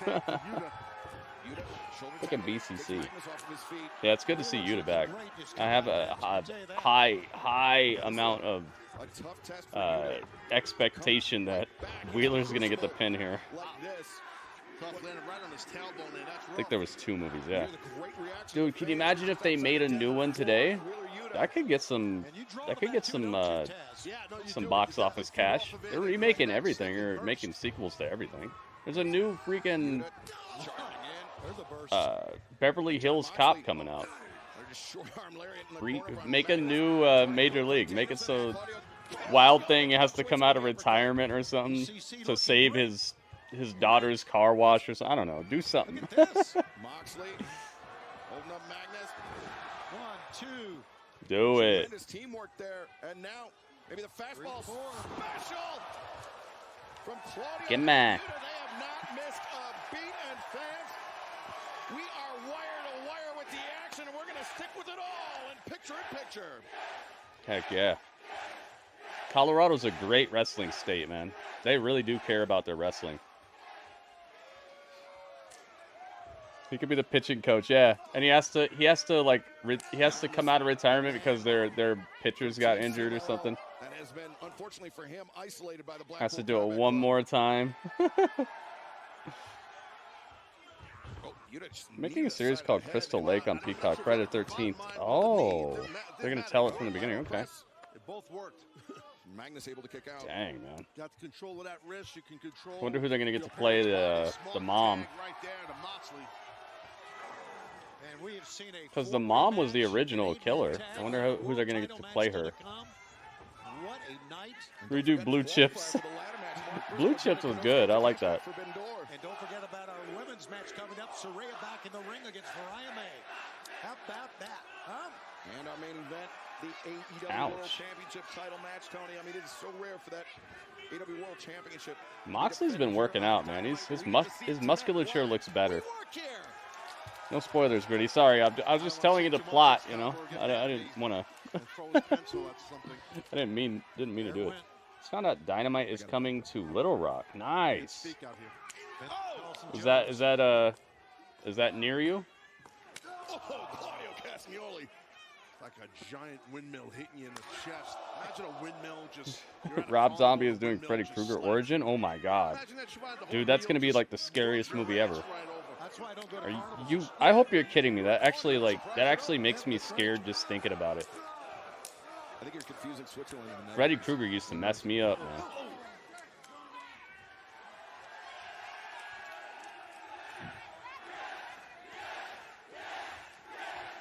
Danielson. I don't need to know down the road that Jason will fight Freddy. They tell us who his opponents are. Yeah, they said Volador Jr., but kick for good measure. Magnus has been just getting worn out. Just a bunch of CMLL guys. All of their frustrations on him. I'm sure they're all really good. First time the BCC, as you mentioned. Colorado's a good state for sports. Some colleges up there have awesome football stadiums. Oh yeah, for sure. Mountains all around. Air Force College is beautiful for the scenery. Oh, nice. Yeah, Moxley's looking more toned than in like a couple months ago. Looking to end it here on Magnus and Team CMLL. I think it's actually a TV show. Rob Zombie's gonna do a TV show. After nearly 6 months away from the ring. Freddy is a rare one. I do get uneasy with. Me too, because like I feel like it touches on the fact that like we've all had nightmares and we've all felt out of control, like not in control during a dream. And it's so hard to realize when you're dreaming, you know? It's so hard to even know you're in a dream. And Moxley said, "Come on, hit me," and he did. But there's like an inherent fear there of just not knowing, and then on top of that, there's a crazy killer that's in your dream. Like, wow. Gets reversed to the corner. Claudio elevates up. Programming language, it does. CMLL sounds like something you would learn in learn as like a elective. Crack your back like chiropractors, dude. This dude is strong. Expertly applied by Esfinge as now. Yo, there should be a luchador called Chiropractor. That's where I'm from. I did get to see Collision. Oh, you went to Collision. Nice. Dude, I'd love to go to an AEW show. Seems like it'd be such a fun environment, atmosphere. Then next Saturday, the Cavelli Center in Youngstown, Ohio. DJ Qualls. Wait, what? It's gonna be on Max. Are you telling the truth or are you making this up? Sleep paralysis. Yeah, I've had that before too. Ooh, nice combination. So tough to kick out, especially a man the size of Claudio. That was very impressive. Johnny Depp. You want Johnny Depp to be Freddy? Oh, that's crazy. I never really thought about this. Johnny Depp was in Freddy. He was in Nightmare on Elm Street, but then he became Edward Scissorhands. And Freddy and Edward are very close to the same name. Freddy and Eddie. It's true. Wow, I didn't know this. And look at this, Moxley just jawing with him, and wait, Rugido, the waistlock. Eddie Scissorhands. Eddie and Freddy. That was a big throw there. Maybe they'll have a universal crossover. Yeah, no, it doesn't let you put links in here, but I believe you, man. I believe you. Sounds good. The lariat, but he swept out the leg simultaneously, and now Magnus. That was his first ever movie, yeah. No, that's good. It just, I have it blocked because, you know, people will come in here and post all kinds of stuff and viruses and things. Giant swing, baby. Magnus going for a ride, courtesy of Claudio Castagnoli. And John Moxley's poise. That could have a very abrupt ending. Has Claudio ever swung two people at the same time? Great timing by Mox. Memphis crowd is similar to Philly and Chicago crowds. Yeah, you know another really good place is Arizona. The Phoenix crowds, look it up, man. Anytime wrestling comes to Phoenix, that crowd loves it, dude. It's an incredible crowd. Goki, what's up, man? I'm flat out telling you, I want the BCC to whoop these guys' asses. I want them to win straight up. I'm Homer Jones. October, I see. I loved how Freddy had one-liners. Yeah. Those movies are actually funnier than I remember. Like back in the day when they were first coming out, I was really scared of them. But re-watching them, they're actually pretty funny. They're still creepy, but they're funny. If I was booking the show, I would build the show around MJF. Yeah, they started with him. It was that too. Great power also. Rugido, the swing. Oh, big arm drag. Yeah, by Rugido. Two and Yuta able to kick. Got to give him an actual story to deal with, though. You know, because he could get really he could get stale if it's all about just dropping one-liners and just disrespecting people and screaming into the mic. And if they have to give him a meaningful storyline if they're gonna base the show around him, because you just overexpose him if you do that without any like real reason. You know what I mean? You don't want to make people tired of him. He's way too good to just lean on him so hard to where people get tired of it. Because then you're sacrificing a really good piece of your show. Claudio Castagnoli.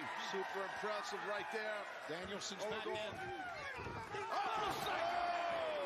Oh yeah. Get ready for a chilling journey into the origins of terror with Fred. 10-episode event on Max. Wow. I gotta see a picture of this DJ Qualls guy. Drops underneath, plants Rugido down. Wow. He's got the arms captured. He turns the corner. The seatbelt. I told you. There we go. I told you. Wheeler Yuta gets the pin. Well, that seatbelt's a tight pin, man. It's tough to kick out of that. Yeah, seatbelt's a great pin. Dang, nobody thought that CMLL was gonna win at all. Dang. They didn't even get one little pity prediction. Love potion number 9. Welcome back, Wheeler. He's the geeky kid from Road Trip with Tom Green. Oh, okay. Well, that young man, Wheeler Yuta, looking sharp in his return to action here tonight. I met the guy's mom who directed that. Oh, it wasn't Road Trip. It was what's it called? Without a Paddle. I think there's this movie. I think it's called Without a Paddle. I met the dude's mom who directed that movie. Not Road Trip. I like Road Trip though. It's a fun movie. Euro Trip. Maybe that's it. No. No, it's without a paddle. Euro Trip was cool though. Thanks, guys. Thanks, guys. Oh my God. What's this? Oh, it's Daniel Garcia. 17, 18-year-old Daniel Garcia stepped into a wrestling AKA gym what for the first time in Bryan Danielson's real name would be if he whenever I'm here, it reminds me of who I was. if he who took I his am, wife's what's last name. changed and what hasn't changed. And it brings me back to being a 20-year-old professional wrestler who was trying to make it, who was hungry, who was driving 12 hours to Maine for no money, who was driving 6 hours to Montreal across international borders to try to get an opportunity. Do you have to have a passport to go to Canada? Guardrail where he breaks both of his legs at the same time, and nobody knows if he's gonna be able to walk again. Dang, he broke both his legs? This is the stuff they should have been doing all along, man. Remember they used to do this stuff? Used to tell you who these people are and what drives them, why they got into it, what they've been through. So last week, I didn't ask anybody for permission. I took it upon myself to challenge Will Ospreay for the international title. And I know if I'm able to tap into that Don't tell Scotty. that 20-year-old version of myself, that gritty Tom Green was Road Trip, yeah, okay. he was ever gonna be able to wrestle again. Didn't know if he was Seth gonna be Green, able to yeah. again. I know. That's the one. You cannot outgrind me, and you cannot outwork me. Still couldn't host me, Goki. Yeah, it's all good, man. I wouldn't even worry about it. Unless you want to ask them. If you want to ask them why you can't host me, I wouldn't even worry about it. If you're not going to ask them how to fix it, then I wouldn't even worry about it, man. Because people can host me. I don't know why it would be different on your side. Hey, great segment. Great segment. Sorry, guys, we're slammed. No time for any more meetings. Oh, don't worry, guys, because we're not here to talk. We're just here to let you know that sooner or later you're gonna have to come face to face with us. And It's you're the not gonna Acclaimed. like it. No, but thanks, guys. Great show. Yeah, you guys are doing a great job. The company's awesome. Yeah, Yeah, you're awesome doing job. such a good job, jackasses. Close that door. Good to see you guys. Close that door. The Acclaimed came to the office of the Young Bucks and just gave them a firm talking to. You need a passport to go to Canada. Okay, you do. I was wondering what you guys were saying yes to. I was like, I asked a couple questions. Thanks, guys. Great show. Sounds like Tony Khan language. Yeah, I like this Young Buck stuff, man. Yeah, on AEW Dark they used to do that. Yeah, you're right. They used to do where they would tell you who the people are, where they're from. Like I remember Danny Limelight had a really good one where he was talking about his military experience and why it drives him and all that. I really liked that stuff. I think it would have helped AEW to have a few more fans who want to just see what happens next with their favorite superstars or their favorite wrestlers. To do that more often. And I know there's people who are going to be like, oh, well, there's Google, Grady. It's like, dude, I shouldn't have to Google it. You have a whole 2-hour TV show, man. Just cut a match short by a minute and tell me who this guy is. Just shave a minute off of every match. That's going to give you, what, an extra 10 minutes a night? You know what you could do with 10 minutes of TV? Can you imagine how much I could benefit if I had 10 minutes of national TV time right now? Come on, guys. Like, seriously, 10 minutes can make great things happen for somebody. Especially if you actually put in the time, you go to their house, you go around their neighborhood, you just film them walking down their old street they grew up on and talking about what got them into wrestling, or about a kind of sad experience but that they persevered through. Like, you could do so much with 10 minutes, man. You can give somebody like a mini documentary in like 3 minutes. But it's a good move in the right direction to see stuff like that showing up on Dynamite. I'm not saying that this is bad at all. I'm saying that they could have been doing this and kept a bit more of the people who first tuned into AEW to find out what it was. They could have had people more invested and not have bled the amount of people they bled till now. It's not gloom and doom that I'm saying, but it's just you could have held on to some people who maybe would have found something else to be invested in besides just the wrestling. I want a whole autobiography on Sami Callihan. Oh my God. Ew. Welcome back to AEW Dynamite Ew. Live on TBS, and I understand that there is another I miss Dark too, yeah. outside of the office of the executive vice president. But it's not like it's the most open border in the world. Yeah, I bet you they would like let me in just because they're nice. It's the Young Bucks. What's up, guys? Good to see you all again. Yeah, and Christian. Guys, What's going on? if there's anybody that I can trust to make the right decision in this company, it's the EVPs. It's no secret to you that I was Christian's the best, dude. out of the World Heavyweight I'm new here. Championship at Double or Strictly Nothing. wrestling channel, or do you do other things? On my I do a lot of shoulders other for the past things. year, and the patriarchy deserves Welcome, to be though. at the top, Welcome, deserves to have Scripps. gold. I'm gonna ask for another title shot. You know, you're right. Yeah, Abaddon has not been seen a whole lot either. It's like they save her for Halloween. She's kind of like Shotzi. Company, right? And listen, if we had it our way, I would say, hey, why don't you take a belt? You take a belt. You all deserve gold, right? But we saw how that week. Last week we tried to do that for a friend, and TK's little stooge CD had to walk right in and screw the whole thing up. So, but listen, we still have some pull here. We still have some stroke here at AEW. So we'll see what we can do. I promise you're going to be happy. But for the future, how about you guys continue scratching our back, and we'll continue scratching yours. What do you say? Nice. Sounds good? Nice. So Christian and his crew are the hired hitmen for the Bucks. Shoe size? Yeah. 12. We got you. You figured it out? Oh, really? What was the problem? I would love to know what the problem was so that I can help anybody else who might run into it. Next segment. Have a great show. Next segment. I love it. That's definitely This is a good episode, man. Well, a dangerous group. Maybe the wrong term there. They'll probably move all the AEW Dark regulars to Ring of Honor. Yeah, that's pretty much what I've seen happen, Throwkill.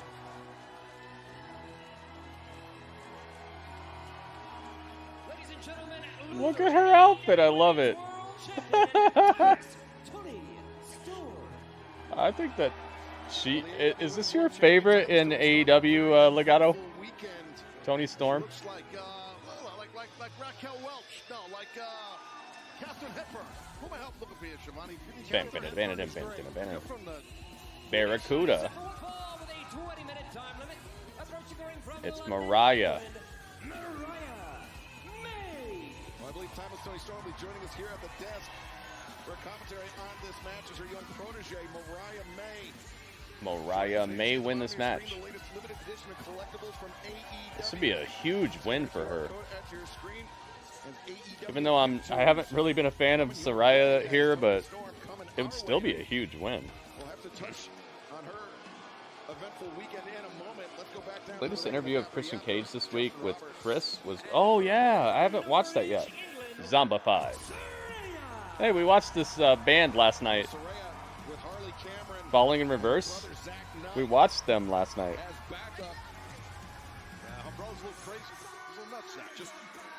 We have become the Walking Dead. You have to use /raid. Press space and then put the channel in. Oh, okay. It works that way. Okay, good. Thank you, man. Thank you for letting me know. Because everybody's talking beep. Nice jacket. But it is nice to see you fellas, isn't it? How many likes on the YouTube? Let me see. Oh, this cow. 21 it says. We broke 20, guys. Thank you everybody who hit the like button. See how many we can get. Let's get the most likes that we can. Thank you everybody who's hit the like button. What seems like Mariah May. They have a song out with Tech 9. Yeah, it was funny. We watched the concert last night, and when the Tech 9 song came up, they stopped the song and they're like, "Oh, Tech Nine's not here, but I could do the rap myself." It was funny. Where the breast wrestle, am I right? Where the breast wrestle. Similar to almost kind of not really. Drop kick. The best. Mariah May. Where the breast wrestle. Yes, she's just so good. She's just really getting it. Well, Here we Mariah go. May, she said Saraya, you want fire? You know, as a young woman, Mariah May, she idolized Saraya as the first British women's wrestler to There we make go. it big. But All right, let's see who you guys think is going to win this. But thank goodness she found Toni Storm to idolize instead. Yeah, thank goodness. Lucky girl. If she'd have been left with Saraya, Lord knows what she would have turned out to be.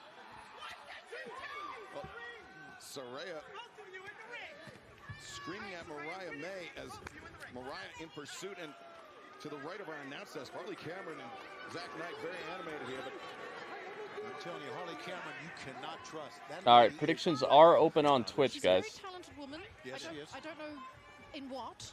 See Tech Nine live. Dude, Tech Nine is so great. Super talented. Absolutely. Why is this dude, Zach Knight, so invisible to me? Like, I can't see him. I don't know what it is. Like, every time they say he's here, I can't see him. Where is he? Saraya catching Mariah with a big thrust kick. The world champion tag. I can't see him. I got it. Is that her brother? God, the whole family wrestles, don't they? They're like Oh, there he is. Dude, this is legitimately the first time I've seen him on my screen tonight. He's like invisible. It's like he's a predator. He's got the like camouflage. He's got that optic camo or something. I can't see him. Mariah May one-on-one. Can you guys see Zach Knight? I could barely see this guy. Here's how they think it's starting to get close to Halloween. Do we have any freaky looking girl on the roster? Do we still have Shotzi? Yep. It's sad like that. Seeing Tech Nine with this other rapper Token, they both rap really good at double time. Oh. Zach Knight is Saraya's brother. You see the guy at ringside who's dressed kind of like the villain Marty Scurll? That guy right there. I can't see him. He's like cousin to Cena? Yeah, maybe he's related to Cena or something. Can't see this guy. Come on, darling. You're supposed to be tougher than this, darling. Tony, you go through different training regimens. Yeah, it's Saraya's brother. In the dojo or the gymnasium, how do you do this? We have been getting very hot and sweaty in the dojo together, to say the least. Really? I mean, I have to ask, is part of Saraya's strategy here, but the way she's throwing Mariah May into the barricade like that, do you think that Saraya is trying to take the hip attack away from Mariah May? If she was smart. Saraya, tomato, let's call the whole thing off. She blew you a kiss. Mariah May's good, yeah. Said kiss. Wow, she got Yeah, he was going to have a match like 2 or 3 months ago, but for some reason they canceled it, and I had him in the thumbnail and everything, and they made me look bad. Then he ended up wrestling like 2 weeks later or something. Mariah showing a lot of toughness, a lot of heart in that kick out. Have you noticed? I bet you that match looked like somebody fighting the Invisible Man. Did you notice? I'm an incast. Yes, outcast from the incast. You weren't in there. Like a double He's wearing my hat though. It's funny. I wore this hat tonight, and the guy I'm talking about is wearing my hat. Where's Luther been? I haven't seen him. Is he around, Tony Storm? Where's he Potato. Oh, he's at home. Okay. Yeah, I haven't seen him. Saraya. Let's call the whole thing off. How come Luther's not promoting your YouTube's figure? It's right here at the desk in front of us. Luther, promote the doll, please. If you could be so Promote the kind. doll. Last time I seen Shotzi was WWE 2K24 of women's storyline. Yeah, she's injured right now apparently. I don't know how she got injured. Got a bad knee. No, he's a big lump. I would call him a galoot, but He's many things. Yeah, I think we did a show on Duluth. Didn't we? Sure. Got a lot of lumps there too. Oh, Duluth, we have. I think Mariah May beats Tony at All In. Contains multitudes. They're gonna have to pump her up a bit more. Maybe this is the start of that. Wow. This concerns me. She needs to get pumped up. Pump you up. The concern in your face, Tony Storm, is definitely concerning. Yes. You look concerned. I'm They even added the film grain to her camera now. When they go to Toni Storm, it's not just black and white. They added like film grain to it too. Yeah, exactly, Legato. But like I said, they're gonna have to pump her up a little bit if they expect her to be going up to the World Championship. But then again, I mean, we've seen characters with even less storyline than this win this title, so maybe they won't do it.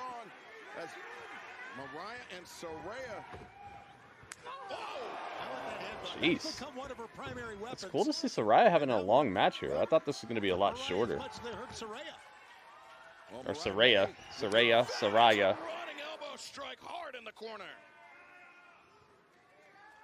And Mariah May elevating Saraya, the former AEW Women's World Champion, Slap to you. the top. Look at building Saraya back up just for the London show. Yeah, maybe. Mariah's ranked like 4th or 3rd, but no one follows that. Crazy, where are you seeing these rankings? Where are you getting those? I want to see the rankings. I don't know where they're at. Fantastically, she's been learning so much. She's really picking it up. She's really been listening to me. Let's call the whole thing up. Legato knows. Wow. Yeah, clipped the back of her head on the way down, but nonetheless goes for the cover and very nearly got it. What could happen? That's taking a look here. I could have good old type of drop kicks off the top. Maybe we won't take good old Fred Astaire.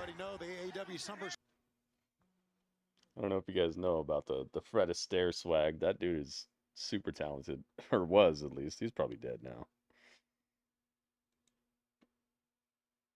I wonder what his grave site looks like if he's dead. He's probably got like a super classy grave. Arkansas for Dynamite. Go ahead and celebrate. There's nothing happening now. Come on, Mariah. I won't have this. They mentioned at a press conference, I think it was Revolution. Yeah. Oh, so you don't see the rankings. I thought you were like going to a site or something. I thought there was a site that had the rankings. I have one match called off. What's another? Yeah, oh, it's perfect. Maybe that's what they said. Oh my god! Spiked her on her freaking head. Yo. Actually a simple grave, but it's good. Oh, okay. I haven't. Dude, that DDT was a super deadly DDT. Oh my gosh. Show a replay. Do the replay. One of the things AEW needs to work on is replays, man. You have the best wrestlers on the planet. Show the replay, man. Show us what just happened. I'm seeing some of the craziest, coolest moves, and you're not showing us a replay. Hey, his shoulder's not down. Ref, come on. Yeah, maybe that's what happened, though. They said Saraya. They were like, okay, let's give Saraya's brother a match. Whose brother? Saraya. You mean Saraya? Oh, she's done. And then they said Saraya, let's call the whole thing off. And then that's what happened to her brother's match. Get out of there. Mariah, get out of there. Oh, she tapped. Wow. Yeah, Mariah's good, man.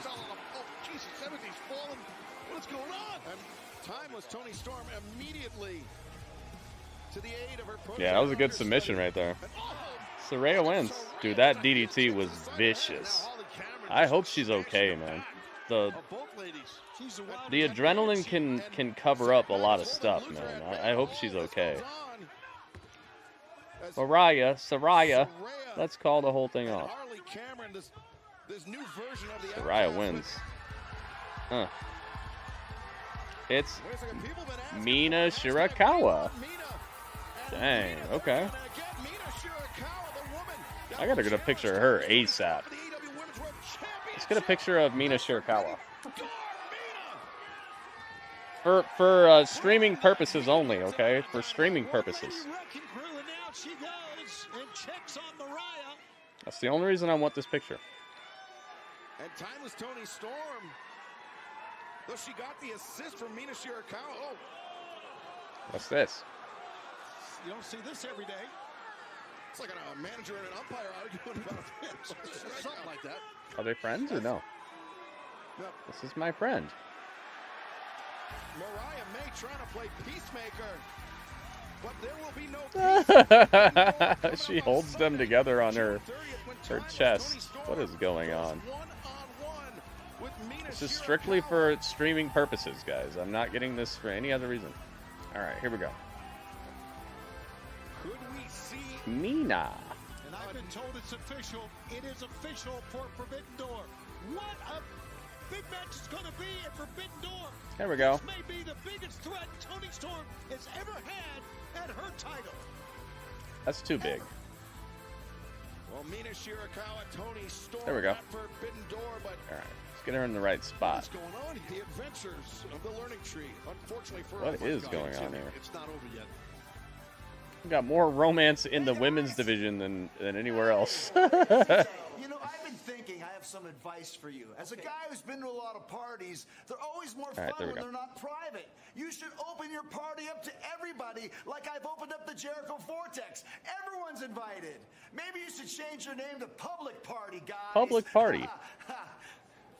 Yeah, thanks, but no thanks. You know, I got lots of love for you. We all do. Respect. You're OG in the game, but y'all don't really fit our dynamic, if you know what I mean. Respectfully. Come on, they do. Disrespect. Don't nobody want to come to y'all lame ass party anyway. Oh. Him, not you. Bad apple, bad apple. Calm down, calm down. Just remember, it's usually the people The that need bad the advice apple. the most that don't even realize that they need the help. That's right, Redwood. And I'm going to help you guys get something you desperately need. Legato, I see you. Go save your bestie. That's why next week we're inviting you to TV Yeah, time her hair with was the cool. Learning Tree Chris Jericho. Think about it. Yeah, Mariah May tapping out was a little worrisome. Come on, guys. I thought this was gonna be her win. Oh my God. She even had Toni Storm on commentary, you know? Like, they could have made it so, if they wanted to save Saraya's, I don't know.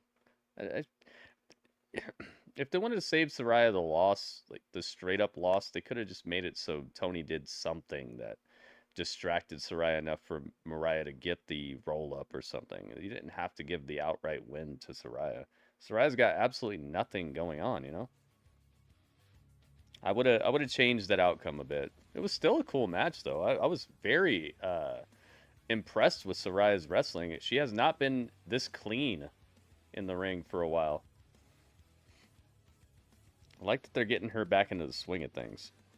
Jericho being loud on purpose is goofy. I like it. Yeah, I like Jericho right now. The thing is, I hope people understand what I've been saying for months. It's like, this show is better when you give people a personality. Seeing just wrestling is cool. Obviously, we're tuning into a wrestling show, but give people character. Give people a reason to want to tune in to next week to find out what's this dude gonna say next. You know, that level of entertainment mixed with the wrestling. I feel like Tony Khan is doing a much better job recently.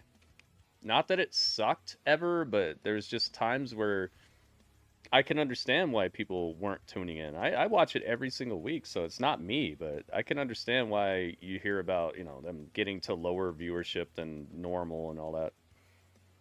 That's gonna happen when you have other things competing with you, and you're not giving people as much of a reason to want to check into what happens next, you know? If what happens next is just another match, you can just watch it later, you know? You don't need to be at the front lines. Sergio, what's up, man? Her theme sounds like Fast and the Furious song. Wait, which one? Which one? What is that? Don Omar Danza? Here, let me find out. Don Omar Danza, Fast and the Furious.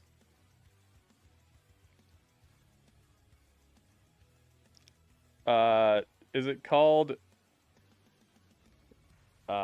it's just called Fast and Furious.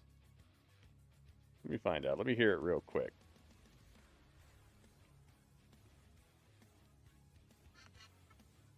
It does. I know this song. It does sound like that. This song does sound like that. You're completely 1,000% right, dude. You're right 10 times over. I was like, what is this song? You're absolutely correct. Hey, it's Bryan Danielson. Right? See somebody like Wheeler Yuta return after being injured for 4 months to go out there and fight like hell. Make sure your baby respects Chris Jericho. That was the best line. He's the one who gets the win. I couldn't be proud of Wheeler Yuta. So what does Saraya get out of this? I don't know, man. Just a win? But as for myself, it was about 8 months ago.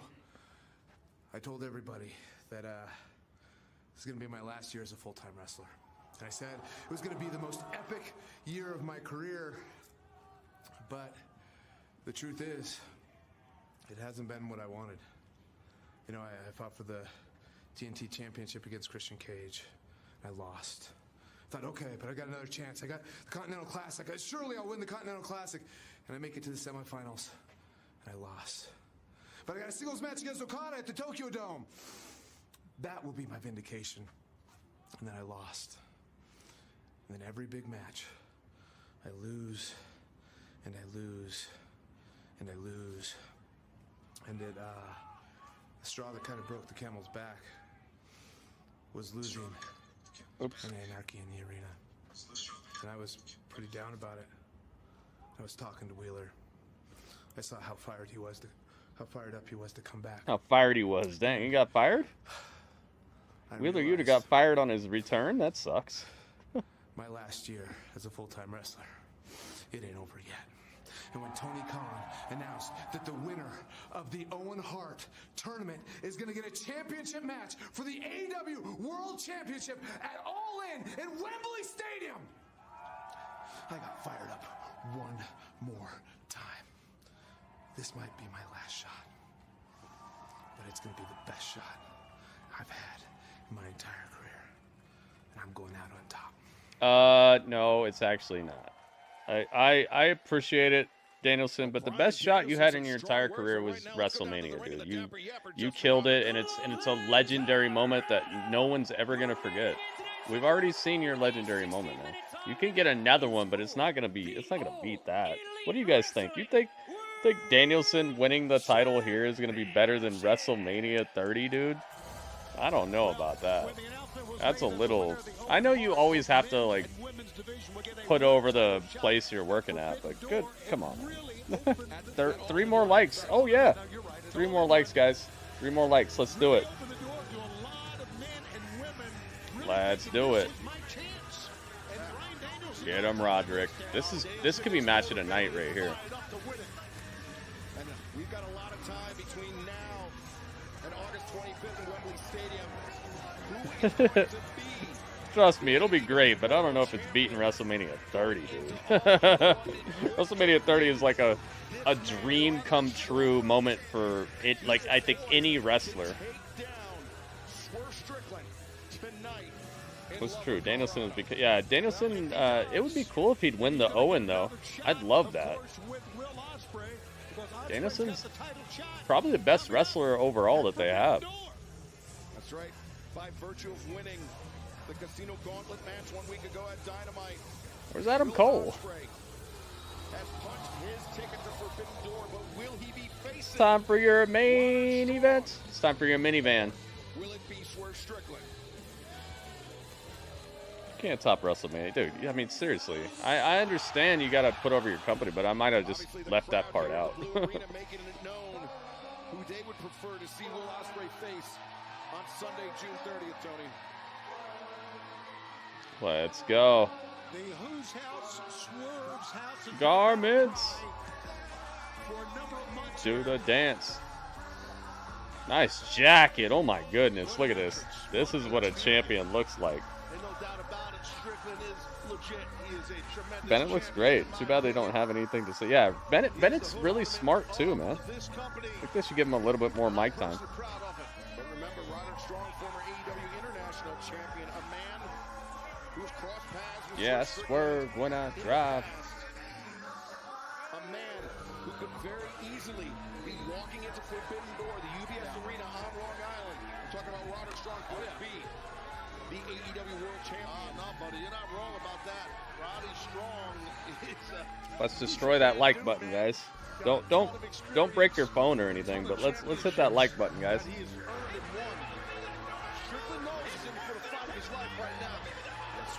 Oh my goodness. The Robert elbow. Robert, thank you for the bits, man. Thank you. 20 bits? Is that what I said? Yeah, 20 bits. Thank you, man. Hooking it up. What are you having for dinner, Robert? What's the doggy having for dinner? Weighing 203 pounds, he is the former international champion, Roderick Strong.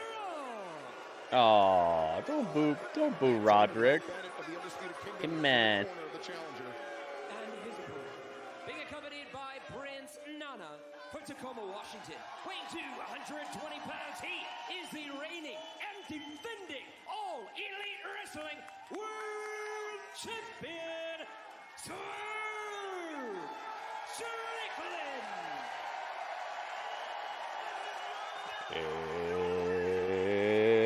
It's time. Whose house? Swerve's house. Thinking of Dynamite's past, right? Where the AEW World Championship has been on the line. My mind. The title's on the line.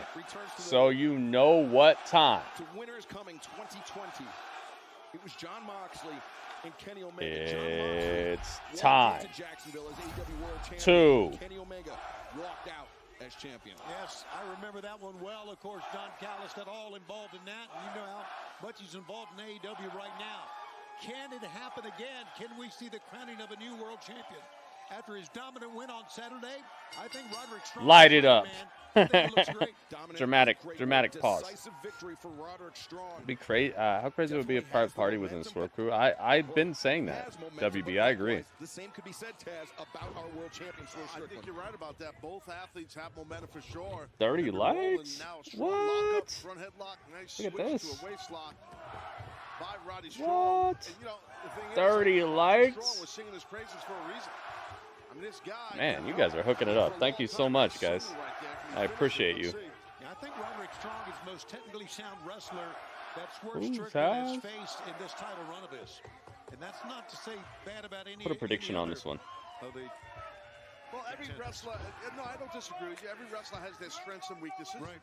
You want to accentuate your strengths, right? So Roddy Strong understands the technique of mat work, understands hold for hold and whatnot. You know, I think Swerve's a little bit more of a complete pro wrestler than Roddy. But Roddy, you don't want to play with him on the mat with any kind of submission game. Well, Taz, especially when you throw in that variable. Nice trip there by Roderick Strong. Immediately returns to the front face lock. But To my point, yeah. throw in the variable of the kingdom. Mike Bennett and Matt Taven in the corner of Roderick Strong. And All right, you guys got 2 minutes on the prediction. Option 1 is Swerve wins. Option 2 is Roderick Strong wins. Matt Taven to play a pivotal role in this match. I don't disagree. The referee, Aubrey Evans, has got to really keep Mission their head on the accomplished. swivel and be careful of those men because they will get involved if they need to help Roddy. Roderick Strong sends Swerve into the ropes, leapfrogs up and over. Roderick look for that trip once again. Swerve. Did Robert Stone tell me what's for dinner? No, he didn't say it yet. I wanna see what's for dinner. I love how he rolls people up like that. The way he transitions into snatching somebody off the mat, that's such a nice original way of getting people. I love it. The bad apple is starting to grow on me. Yeah, I like it. Tonight was a really good show thus far. That's what Strong did. He had Strickland scouted. See how they ended here. Great opening 2 minutes of this match. Found some biscuits in my freezer, baked them. Got a big surprise. They had cheddar cheese in them. What? Oh, nice. Circle K burrito. Red hot beef. Dude, those are so good. Yeah. Doggy's mommy took him back. He felt better, so I have to live with it. She gets really sick again, and I get them back. Me and my buddy had fun. Yeah, that was awesome, man. Serena Deeb versus Mina Shirakawa next week. Not next week on actually on Rampage this week. But Swerve targeting the knee of Roderick Strong. And Taz Roderick, He's anointed himself the Messiah of the backbreaker. But to use those backbreakers, you gotta use the knees. You know how much better Rampage would do if it was on a Thursday, man? They should move Rampage to Thursdays. Friday's tough, man. Move it to a Thursday. People have like very little to do on a Thursday. I think Thursday is... Why are they dodging Thursday? Is there something crazy on Thursday, like baseball or football or something? Oh my goodness. It's the Robert elbow. Oh my goodness. The Robert elbow. Robert, thank you, man. Oh my goodness, another 20 bits. Look at that, man. The cup is filling up. Thank you very much. I have a daily tip goal as well, guys, so if you'd like to help me out to continue being able to do this stream, if you want to contribute, you guys are how I pay the bills, so please consider chipping into the daily tip goal, guys. It's very easy to tip. It takes it takes like a minute maybe. And I'd very much appreciate it, guys. This is what I do, man. This is my real life job. So every dollar you give goes to keeping this going. Impact is Thursday. Yeah, but I mean, that's not much competition, is it? Like, it's not as much competition as SmackDown, right? You're right about that, though.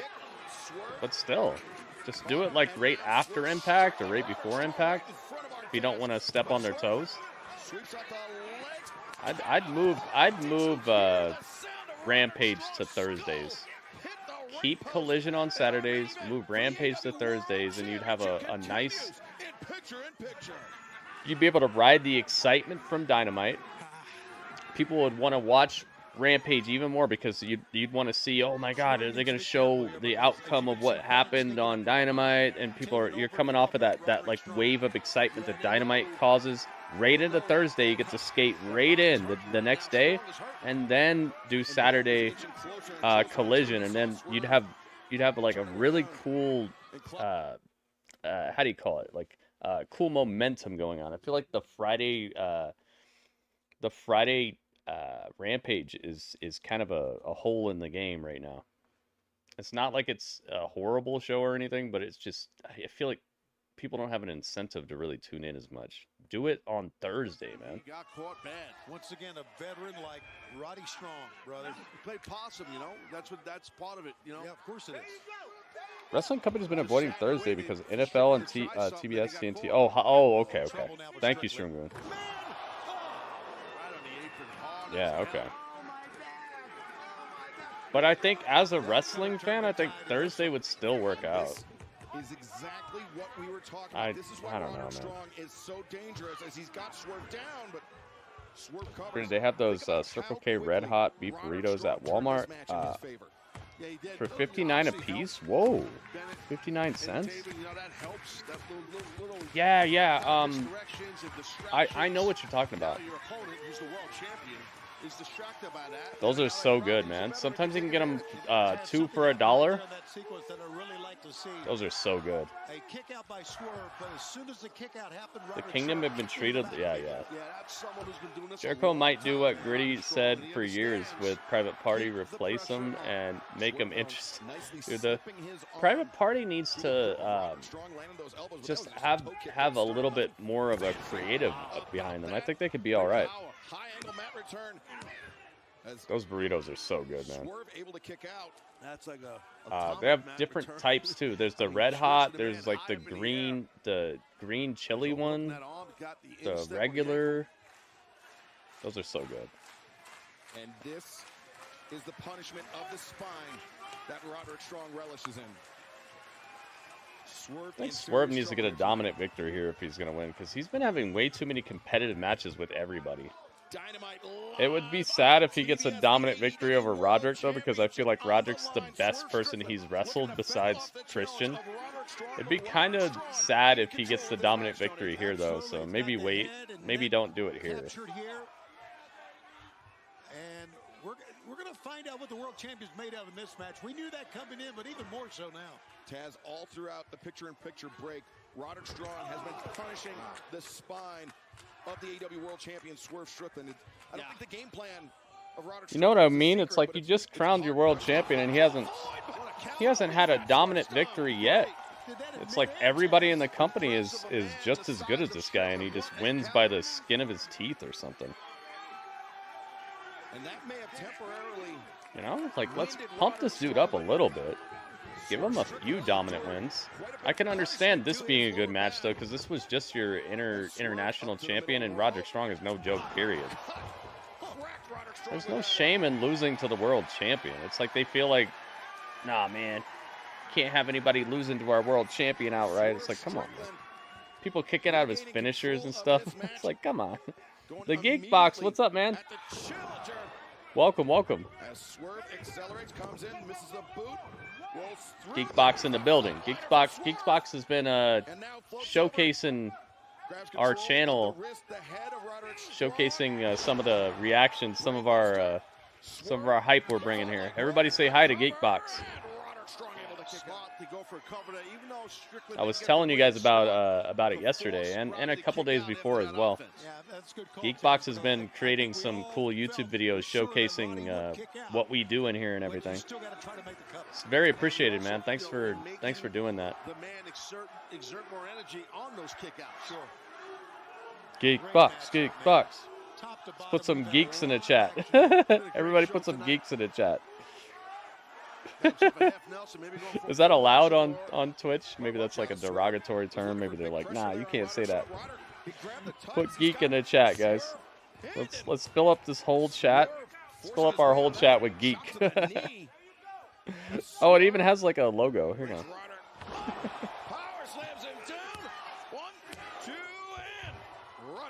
There's a emote. There's a geek emote apparently.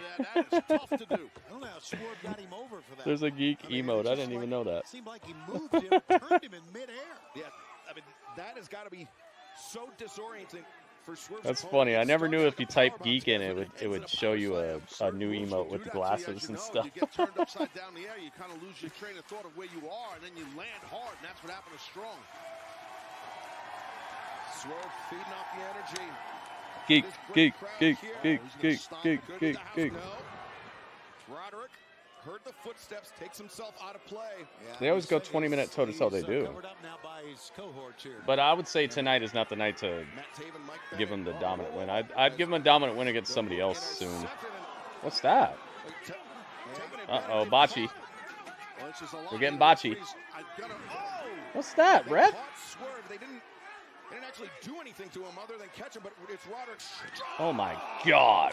X-Plex on the apron. Into the steps, then his back into the apron and his head on the floor of the arena. That was ugly. Oh my goodness, dude! X-Plex on the apron.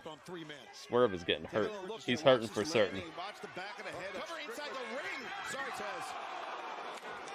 Ouch. Went for the cover on Swerve Strickland inside the ring, and Swerve narrowly escaped. Yeah, dude, that's hurtful. Narrowly escaped. Oh my goodness, dude! You don't want to catch the X-Plex anywhere.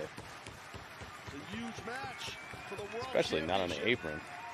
Why is Mike Kanellis sweating profusely? He's sweating like he's the one in the match. Roddy's a great wrestler. Oh yeah. This should have been the first actually competitive match he's had outside of Christian. I think he should have smashed Wayne Brady. What's his name? I feel like a celebrity. Hey man, you're doing some work, man. You're getting some exposure. You're getting people are watching and commenting and everything. Swerve just a straight right to the jaw of Roderick Strong. Boom, here comes. Oh, no! What a counter! I love the Kratos font that you use, man. And Roderick hits the ropes. This is the God of War font on the video. Strikes left and right to the jaw. Now Roderick Strong. It's one of my favorite franchises ever, God of War. And look how he rolled through. Swerve picks him up. Oh, power bomb. Center of the ring. Oh, goodness. Cleaned his clock with a kick to the face. Not enough. Swerve too strong. AEW stands for Aubrey Edwards Wrestling.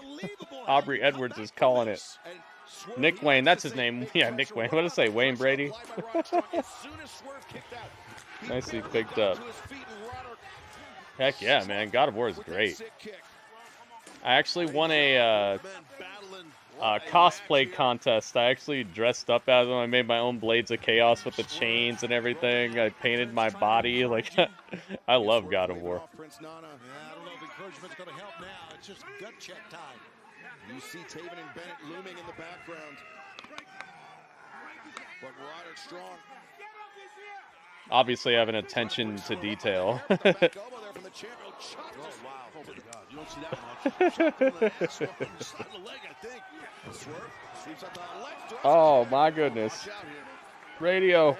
100 bits, man. Thank you. It's Radio Mania. Oh, my goodness. It's Radio Mania. Radio, thank you for the 100 bits, man. Thought I dressed up as a bum.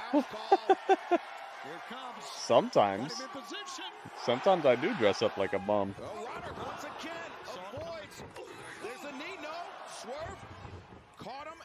Swerve's pants have the X-Men Origins Wolverine. Got him. It's over. Let's go. Good stuff. Do you have a full replica of Mjolnir? Oh, wow. Mjolnir. Wow. 100% of people went with Swerve. 137,000 gritty Twitch points. Oh my god. Heating blanket on? I think so. Oh no, it's off now. I started it right when this started. Right before this started, actually.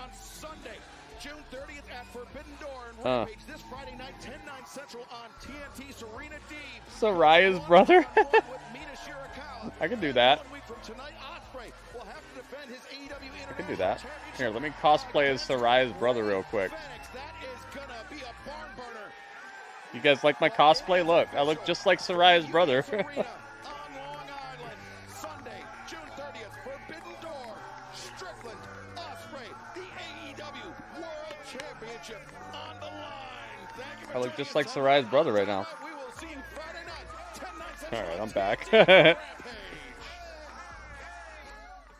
I love how his song goes to this like quiet beat in the background. It sounds so cool when it breaks down like that. Very nice. Dude, this might be an auto point.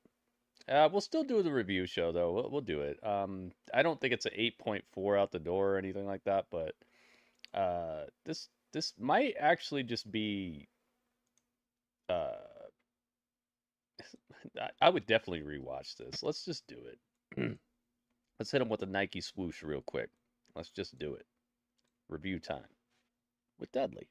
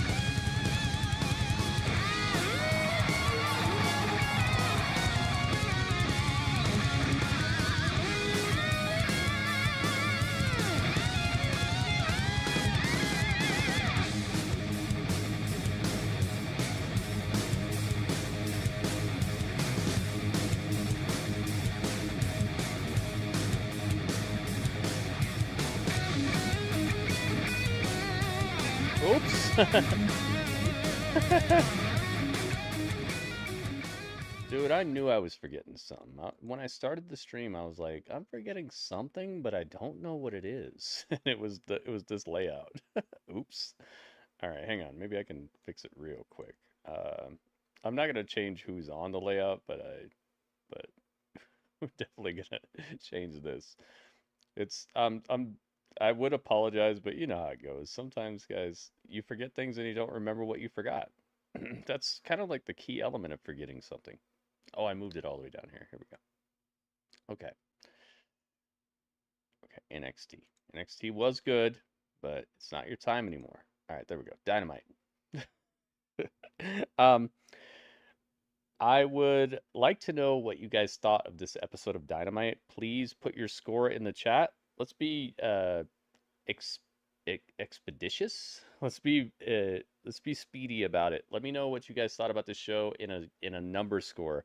The highest score I will take is a 8.4 out of 10. The lowest score I will accept is a 7.0 out of 10. So 7.0 would be like, this show was not my cup of tea. It could have been much better. It just 8.4 is like, dude, this was the best. Let's freaking go. I can't wait to see what happens next. Nothing was bad. No critiques, nothing. Let's find out. What do you guys got? Oh, I got to get my stuff. Could be the top dog. I mean, Bad Apple. Yeah, dude, Bad Apple's working for me too. I do like it. Tonight was a good first outing showing us what's going on there, I think. Dro says 7.9. You got it. Thank you, Dro. Zach says 7.9 as well. You got it. Zach, thank you. The wrench bearers bringing us good news. Raymond says 8. Thank you, Raymond. Let me see. Bluegrass says 7.9 as well. Look at this. We're getting somewhat of a consensus here. Thank you, Bluegrass. Also, Bluegrass, thank you for the tip, man. Don't think I forgot. You hooked it up. 7.8 says Ryan. Thank you, Ryan. Ryan doing a dang thing. I see you. Cursed Arrow says 7.9. Thank you, Cursed Arrow. Like I said, there's somewhat of a consensus about this episode. Like I said, like when I say something's an auto point, normally this is what happens. It turns out pretty much everybody enjoyed the show a bit, you know. Okay, Cursed Arrow, I got your 7.9. Then WB says 8. 8.0. You got it. 8.0. That's like 4 Daddy Magics and 4 Matt Menards. Wait a minute. Are they the same? No. 4 Daddy Magics and 4 Angelo. What's his name? Angelo Parker? Angelo Dawkins? You got it. 7.85 says Shroomgoon. You got it. All right. I'm adding all these up on my calculator, and what we do is we divide. I add up every score. I put my own score in as well. My score matters as much as you guys' scores. So I don't run a review show where I'm the only person's opinion who matters. I let you guys matter too in the same exact mathematical way that I matter. So you're not watching a review show where you just listen to what I say and I'm right. Like, no, it's not like that. So I feel like this is the best wrestling show. This is the best wrestling review show because you're not just getting one person's opinion. You're getting a live look at how it was perceived by multiple people. That's really cool to me. So I know I'm supposed to say that it's the best review show, but honestly, I do believe it is. Because every other review show, you don't really get that. I mean, you might get like 2 people's opinion or 3 people's opinion, but imagine getting 20 people's opinion on a wrestling show. Like I feel like that's going to be a lot more accurate of like the perception of the show instead of just one guy's opinion. So you still get my opinion. I'm still going to tell you what I thought, but on top of that, you get to matter too. And it's encapsulated on the internet forever. So you actually get to matter, and you can go back and see your score and see if you could revisit certain things too. So I just feel like it's superior. I was napping during the show. It's all good, Radio. I appreciate you. I was about to take a nap, but I knew the show was starting in like a half an hour, and I'm like, there's no way I'll wake up in time. NXT tonight? I know, right, Panda? I messed up. Alice, welcome. Panda, welcome. Well, I missed it. No, you didn't miss it, Panda. NXT was yesterday, and it was awesome. And the numbers agreed, man. They clocked their biggest viewership of the entire year thus far. Goki says 7.93. You got it. Thank you, Goki. About 10 seconds left on these numbers, guys, so please put your review in now or forever hold your peace. James says 7.9. You got it. Thank you, James. James L. The show took a W. There was no L. James L came through with a lethal score. That's what the L stands for. Me again. What's up, Sergio? They should have given MJF more of a segment. It was awesome. I loved the MJF thing. I know you said you would build the show around him, but I feel like too much MJF is a bad thing. We saw how that turns out. It's not a bad thing. It's just his shtick gets old if you do too much of it. Just he needs to just be potent, you know, potent. It's like how it's like tea, you know, when you leave a tea bag in water for too long, it becomes like super duper strong. Or if you brew your coffee super strong, I think MJF is best when you get just enough of him. Chase don't think Ethan Page gonna win the title from Trick. Oh, come on. I think he is. I hope he is. I hope both newcomers win the titles at Battleground. All right, tick-tock tick. That's it. All right, so my score for tonight is going to be... I'm actually not going to tell you yet. I got to do my review. Okay, so the intro to the show was fantastic. When I first heard Rush's music, I was not... I was admittedly not too into the possibility of Rush versus MJF, but they were able to purchase my interest because it's such a clash of different people and different styles and different delivery and wrestling philosophies, and it's such a weird clash. But Rush is what I would feel is an underutilized and underappreciated savage on this roster. So I think him clashing with somebody like MJF helps them both, because it's not just that Rush is interacting with MJF.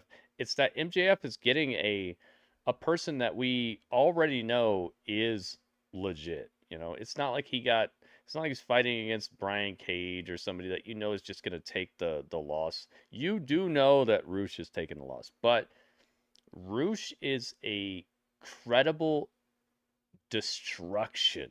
He's going to hurt this guy. He's going to, and I don't know if that's the best person I would, the first person I would have MJF feud with, because MJF just came off of injury, right? I don't know if I would have done this, but I want to see it. I'm excited about it. So personally, it works for me, especially with the security and the pull apart and the promos they cut, and it's just so different. Like, one of them can barely speak English. One of them is like the best on the mic, you know. They did a good job tonight of making that even work out. I got to give props. Yeah, MJF was cool to switch it to Spanish too. He knew just enough Spanish to hit him with it. I was hoping he wouldn't say "I'm better than you" and you know it in Spanish, and he didn't. He knew that was too corny. He knew that would be Cornball Island, and I love it. He said what he knew in Spanish, but then he went back to English at the end, and it just... There were a couple of pitfalls in this opening segment that could have actually hurt it, but I felt like they dodged them all. They knew where the mines were planted. They were like, nah, we're not hitting any of these mines. They had the whole map of the minefield in their hands, and they just absolutely traversed the minefield and dodged every pitfall, every mine that could have blown this segment up. The follow-up match was very weird to me. I feel like they could have created a situation where the Fatal 4-Way would have made sense a little bit more. It was just weird. It was a weird follow-up to that segment where all of a sudden you're getting Orange Cassidy's music, then you get Jay Lethal's music or whoever. It was like, okay, so it's Jay Lethal. Oh yeah, and then another person's music hit. Oh, what? Wait a minute, what? And then another person's music hit. You're like, what is this, a Rumble? We're doing another gauntlet match? And what? And I know if I would have been listening to Excalibur, then I would have known what it was, but I don't like listening to Excalibur. So there's like this weird mechanism I have. It's like you right now. Think about yourself right now, sitting where you're at, or laying where you're at, or standing where you're at, watching my stream. Your brain is conveniently deleting your nose from your vision. Like you see your nose every single day, but your brain like deletes it because it's like, yeah, that's the nose. Okay, get it out of here. You're not looking at your nose when you look at like a 4K TV or something, okay? That's me with Excalibur. Like, my brain is conveniently deleting him a lot out of me listening to this broadcast, okay? That's Excalibur. Excalibur is like my nose. My brain is conveniently deleting him from me because I just don't enjoy his commentary most of the time. Sometimes I do, but most of the time I don't. So I know if I would have listened to Excalibur, he probably would have told me it's a fatal 4-way, but it was just so weird the way it just came off like that. It was just weird. But good match. Very good match. Extremely good competitors. I loved everybody in the match, and the outcome was cool as well. No complaints at all.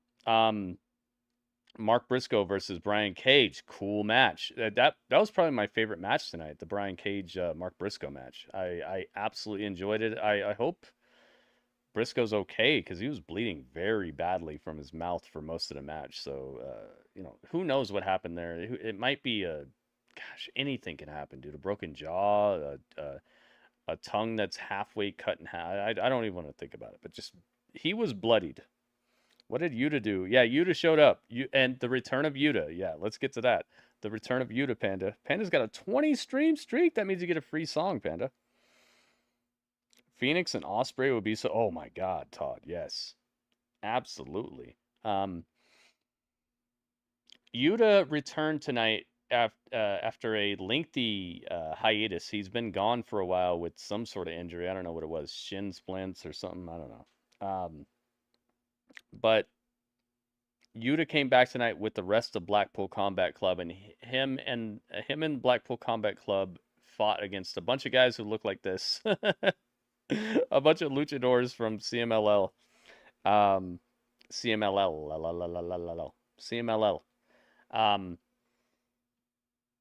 And the match was fun, but I feel like the CMLL guys are looking too much like a punching bag. This feud needs to end or something. It needs to end, or the CMLL guys need to bring somebody through who's like a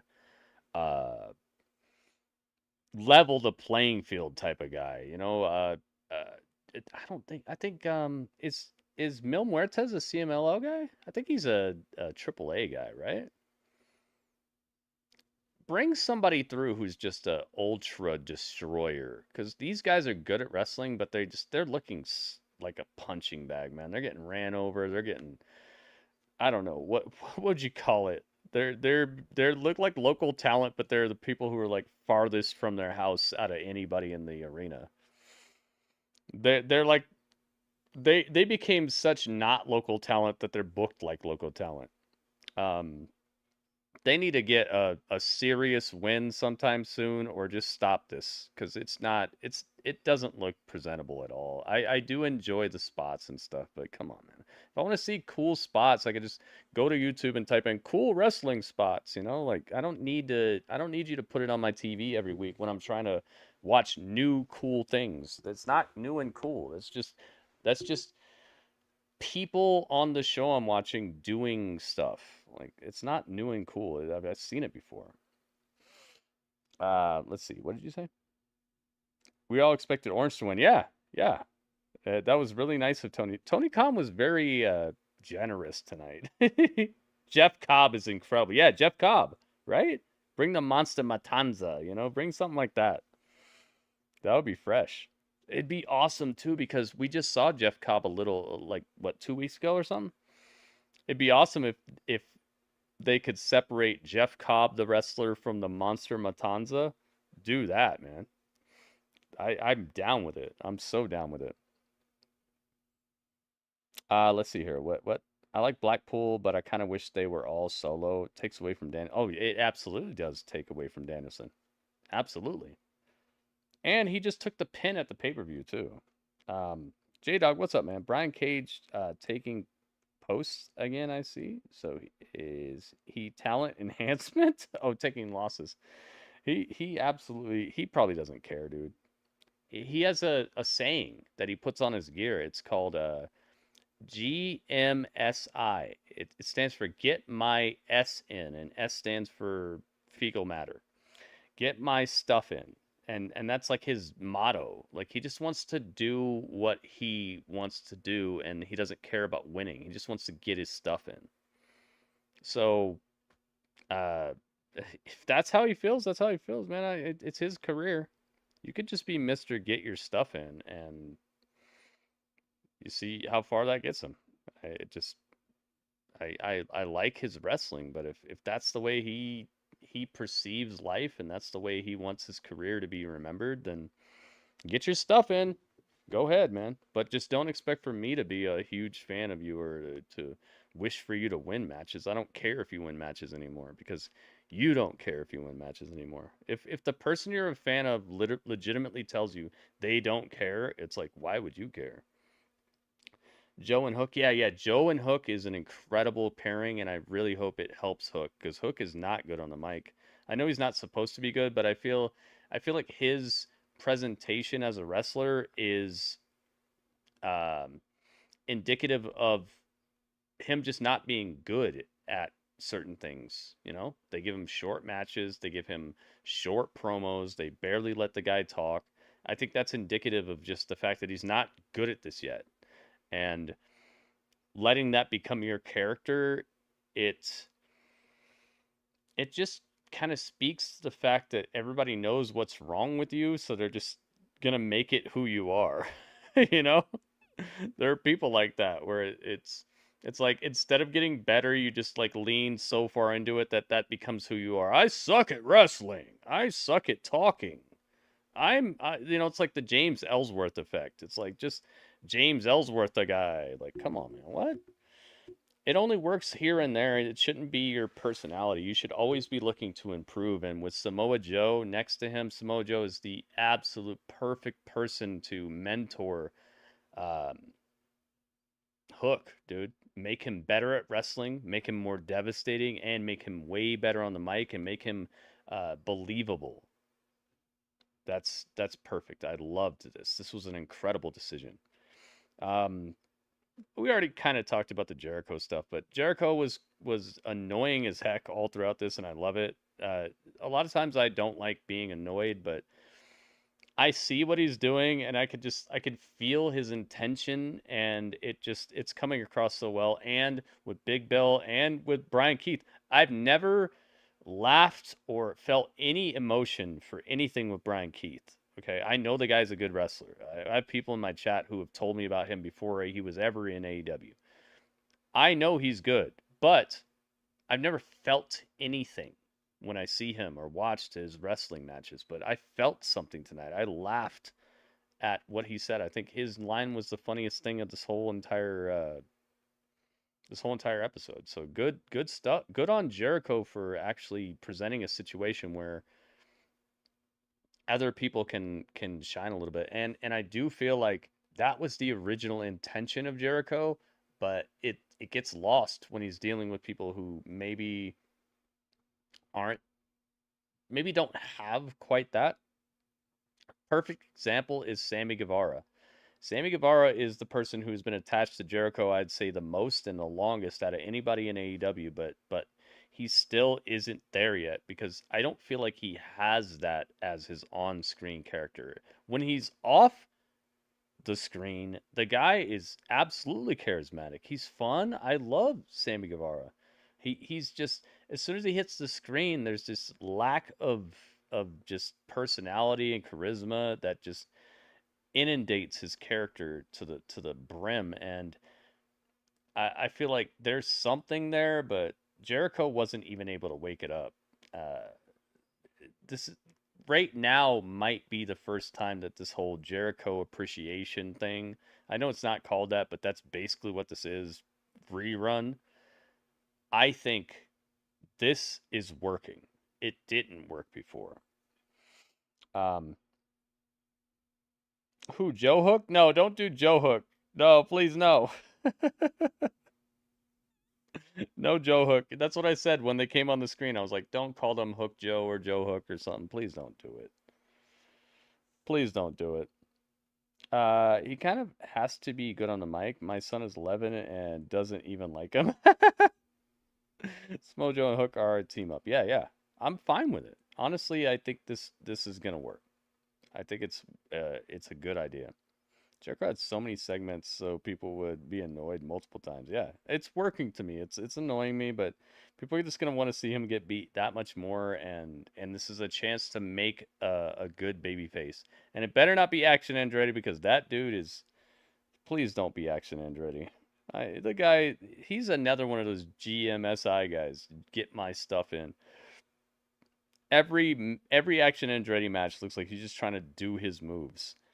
I think maybe 2 years from now, there's going to be a crew with Brian Cage, Action Andretti. Who else is another get my stuff in guy? Claudio Castagnoli. He's a good wrestler. I'm not saying these people are bad wrestlers, but like every match is just get your stuff in, do the swing, just come on, man. And who else? Who's the fourth person, the fourth horseman of the get my stuff in apocalypse? Who is it? Who's always got to get their stuff in? Yeah, J-Rock knows what I'm talking about. Yeah, Brian Cage, Action Andretti, Claudio Castagnoli, and who else just has to do like every move they know, and they don't care if they win or lose. How do you feel about Jericho and Private Party? I'd hook it up. I'd hook it up because Private Party, they're dead in the water, dude. If they keep on with the just normal Private Party situation, they're just dead in the water. They've been here since the very beginning. How over did they ever get? It might be time for a change. I'd be down with it. It could be like Karate Kid with Hook. Yeah, exactly. Have him teach him how to wax on, wax off, or whatever. Sammy Guevara. Oh my God, yes, dude, yes. Sammy Guevara, get my stuff in. Yes, Sammy Guevara is one of the most get my stuff in wrestlers. Jeez, you're right about that. That's so perfect. Yes, Sammy Guevara. It's funny, we were just talking about him too. There's probably a couple other ones. Gosh, I think there's maybe in a fifth horseman, but yeah, you get the point. Like that might happen. The Get My Stuff In crew, they could just be called GMSI, and nobody will know why it's called that except for the people who actually look it up. GMSI. They could just be called GMSI, and they could be a whole faction, and all they do is they don't care about winning. They just want to like hit you with every move they know. And they could have people be like, wait, it could be funny. They could have a shirt that says wait. It's like, it just says wait. And it's got their hands like this, and they're all like, wait, hang on. Don't end the match yet. And they always do it. Like they interrupt matches just to let their friend get their next move in. They're like, no, stop. They distract people so he can hit his next move. That could be a fun little gimmick for the whole squad. Like they come out, but they don't interrupt matches to win matches. They interrupt matches so the guy can do like one more flip or one more spot or one more cutter, like, come on, he didn't do it all yet, hang on. They could have like a little checklist where it's like, oh, he didn't do the cutter yet. That could be funny. John Silver's another one. Heck yes. Sydney and who's Sydney? Who's Sydney? I don't know who Sydney is. But yeah, the GMSI crew make it happen. Orange Cassidy is another one for sure, dude. He doesn't care if he wins a match. He might join. That'd be cool. It could be a heel crew where Orange Cassidy is heelish. Maybe he dyes his hair black. He's got like a black beard and a black hair. He wears black denim. Yeah, put Orange Cassidy in there too. I'm so down with this, man. I think I would actually maybe buy a shirt. The GMSI crew. But what do I know, right? I'm just some guy on YouTube. I'm just some guy on Twitch, right? But I just came up with like something that would be so over with the crowd, dude. That would be so awesome. I might even buy a t-shirt if I had the money. Saraya was impressive tonight. I didn't expect to be saying this at this point, but Saraya was impressive tonight. Mariah May looked good tonight. I don't know about this lesbonic action, but hey, I'm sure there are people right now who are very excited about it. So hey, you super served your audience in one way. Good match, dude. I gotta say this. I liked Saraya tonight. I liked Mariah tonight. I didn't really even care that this match was on the fight card, to be completely honest about it, but now I do. It was cool. And having Tony Storm on commentary was like a cherry on top. The main event was good. I wish that this match would have had a little bit more time, because I feel like if I go back and I study how long it's taken Swerve to beat his last 4 opponents, this was maybe the shortest match of them all, but it was the best opponent of them all. So it kind of didn't add up quite right to me. But overall, of course, a good match. I'm glad Swerve got the win. Roderick did not look like a joke, and the outside interference was I wouldn't say kept to a minimum, but it was there, but it wasn't annoying. Sometimes it gets annoying, but it made sense. I gotta give this show an 8.1, man. I think this was probably my favorite show of the week. I liked Raw. I liked NXT a lot. But so far, if I had to watch a whole show all the way from the beginning, I would pick this show. This is my show of the week thus far. We'll see what SmackDown does this week, but good stuff, man. That's my score, 8.1. Let's add all these up and find out.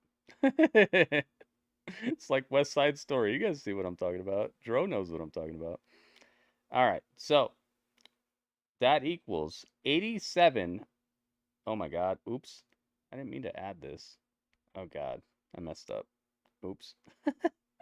All right, here, I can fix this easily. Okay, so it's 87.18. That's the outcome. Divided by 1, 2, 3, 4,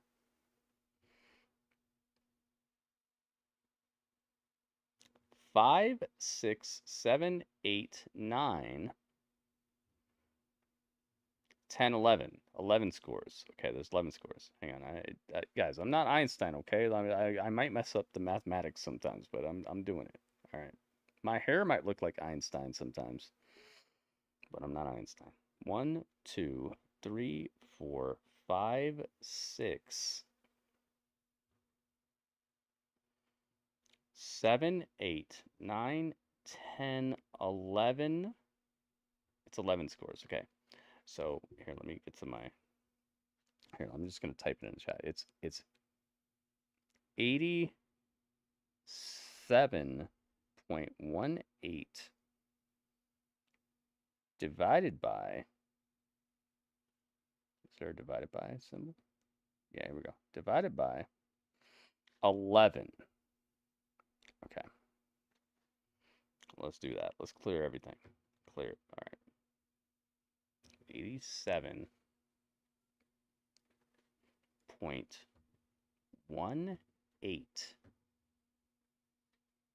divided by 11 equals 7.92. Basically, like really close to my score. There you go. All right, so they got a full point. Dynamite was able to clock a point off of this episode tonight, and I'm glad. I'm really glad, because it's always nice to have reinforcement. And when you think a show is good and people say it sucks, it's like, what's wrong with me? Let's go. Star Wars Hunter is not worth the time. Oh, it sucks? Oh no, Legato. Look at this. Dynamite in the lead. What? Look at this. Uh-oh. Uh-oh. Look at this. Dynamite actually with the, I mean, it was probably advantageous to start the season right before their pay-per-view they just did, but hey. It all comes around, you know? What comes around goes back around. What goes around comes back around.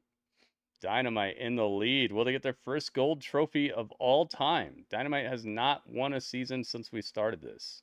And as you can see, there have been multiple seasons. Every single one of these trophies, you see the 9 next to Raw's gold trophy. You see the 6 next to the bronze on SmackDown. You see the 0. Like these, every single one of these represents a season that we've done this. And every season has lasted like at least 3 months. So we're looking at years here, okay? Years of competition. This may be the first season that Dynamite actually gets the gold trophy. We'll have to see what happens, but thanks to you guys' scores, we have been able to keep track of years of wrestling history and become, I would say one of the best repositories of actual feedback from wrestling fans and not just YouTubers, not just bloggers, not just dirt sheets, not just people who put out these reviews. This is a incredible repository of incredible history of the way these shows are perceived right after they air. Not 2 days later, a week later, when everybody gets a chance to find out, oh, did he like it? Did Cornette like it? Did Bischoff like it? Did Meltzer like it? What's the star ratings? What's the cage match? Like, this is, I would say, one of the best places to find out the exact sentiment of the fans the second the show goes off the air. Not a day later, a week later, and all that, and after you have a chance to find out if it's popular to say it was good or not. Or it's popular to bury a show because somebody didn't like Nia Jax winning or something. No, this is on the spot, real reviewing, okay?